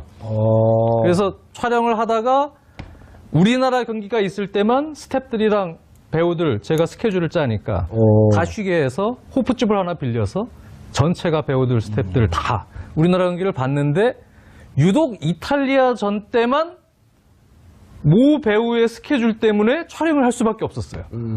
그래가지고 전주에 뭐 아파트 단지도 촬영을 하는데 그 앞에 그 고수부지 같은 데서 사람들이 응원을 하잖아요. 시끄러워서 촬영이 안 되잖아요. 전국 열풍이었으니. 네, 결국은 이제 촬영이 거의 포기되고 저희 조명이 있고 막 이러니까 사람들이 이탈리아전 끝나고 전부 올라왔습니다. 우리 촬영을 한 600만 명이 나왔다 그러죠. 그때 그 통계적으로 어떻게 되나요? 한 몇만이 600만 명이 거리로 나왔다는 거 아닌가요? 통계는 제가 잘 모르겠습니다. 오늘 모르는 거를 계속. 아니, 왜냐 대본에 없는 걸 물어봐야 돼. 글쎄요. 엄청나게 많이 왔죠. 점점 이탈리아전 또 스페인전 하면서. 제가 이제 왜 그걸 여쭙냐면 2005년도가 2006년 국회의원 시절에 중국을 갔더니 중국 고위 간부들이 그 사람들은 거리로 일단 사람들이 많이 몰려나오면 두려워해요. 천안문 사태 때문에. 600만인가 자기들 기록을 통계를 정확하게 알고 있는데 그렇게 나온 사람들이 어떻게 했길래 다 집으로 돌아갔냐는 거예요. 데모도 안 하고. 그 사람들은 우리하고 보는 관점이 완전히 틀리더라고요. 우리는 응원하러 나와서 나온 사람들이 다 청소를 하고 들어갔는데 그 사람들은 이 응원하러 나온 사람들이 왜 국가에 대해서 저항도 하지 않고 그냥 돌아갔냐는 거예요. 이해가 안 되잖아요. 예. 그러니까 어쨌든 우리가 그렇게 몰려 나온 거는 전 세계적으로도 그때 좀 기사거리였던 것 같아요. 알겠습니다. 근데 그 중간에 한복판에 송종국 선수. 네. 꽃미남. 지금도 꽃미남이에요? 아닙니다. 저는 제가 잘생겼다 생각해 본 적이 없거든요. 네. 네. 근데 그때 누구였었죠? 그 막았던 선수가? 포르투갈의? 피구 선수였죠. 피구 선수. 네. 그래서 피구 선수를 철통방어를 했는데 네. 그때 이제 나중에 언론 보도에 따르면은 히딩크 감독이 저 피구 선수는 왼쪽으로 치고 들어간다. 그러니까 오른쪽만 막아라. 네. 뭐 이런 보도하는데 그게 사실인가요? 아니요, 그런 건 없었고요. 이제 저희가 경기 전에 이제 상대팀 분석을 하는데요. 예. 그때는 이제 전체 같이 하기 때문에 뭐 개인적으로 이렇게 누구를 어떻게 막아라 이런 얘기는 사실 하진 않고요. 사실 경기장 안에서 이제 경기 전에 훈련하면서 이제 그런 부분에 대해서는 이제 얘기를 해주는데 사실 대부분은 어떻게 보면 개인적인 전술 능력이거든요. 개인이 좀 공부를 하고 그 선수에 대해서 좀 파악을 한 후에 사실 많이 부딪히게 되거든요. 예. 그래서 자세하게 한 명 한 명 이렇게 막 이렇게 해라 이렇게 하라 이런 부분들은 사실 없습니다. 아, 현장에 들어가서 판단을 하고 네. 그 현장에서 만났던 피구 선수는 어땠나요? 우선은 뭐 워낙에 지금의 뭐 레알 마드리드 포르투갈의 그 호날두 선수 같은 사실 위치잖아요. 뭐 전 세계 최고였기 때문에 사실 딱 첫 장면이 좀 기억이 나는데 이 피구 선수가 딱 드리블해서 치고 들어오는데 측면에서 예. 무섭더라고요. 정말 두려웠어요. 체격 조건은 어땠었나요, 두 분이? 키는 좀 비슷한 것 같은데 예. 뭐 워낙에 개인 능력 뭐 스피드 이런 부분에서 피구 또 선수가 세계적인 명성이 있으니까. 네네 우선은 두려웠고요. 무서웠는데 그때 제가 딱 첫 느낌에 처음에 저는 이제 계속해서 1대 상황을 많이 했었으니까 한 3번까지는 기싸움에서 밀리면 안 되겠다. 그래서 우선은 좀 강하게 한번 붙어보자 해가지고 처음에 딱 붙었는데 딱 보니까 패스할 게 아니고 저를 제치기 위해서 드리블 하려고 딱 하더라고요. 폼이. 그래서 툭 치길래 이제 쫓아갔는데 제가 그 당시만 해도 이 짧은 구간 한 10m에서 30m는 정말 빨랐었거든요. 100m는 좀 느린데. 예. 그래서 첫 번째 딱 부딪히고 이기고요. 뭐 그 다음에 또 두 번째, 세 번째도 마찬가지로 이겼다는 게 공을 뺏었다는 건가? 안 뚫렸다는 뺏었죠. 네. 어. 뚫리지 않고 뺏었고요. 원래 공격수하고 1대1로 붙으면 이제 그 축구를 잘 모르시는 분들은 네. 수비수가 유리할 거로 보는데 공격수가 훨씬 더 유리하잖아요. 치고 들어갈 때는. 그럼요. 예. 네. 네. 공격은 뭐 여러 가지 뭐 왼쪽 옵션들이 많으니까요. 예. 그래서 두 번째, 세 번째도 딱 보니까 약간 자존심이 상한 것 같아요. 피구 선수가. 또 제치려고 들어오더라고요. 예. 그래서 두 번,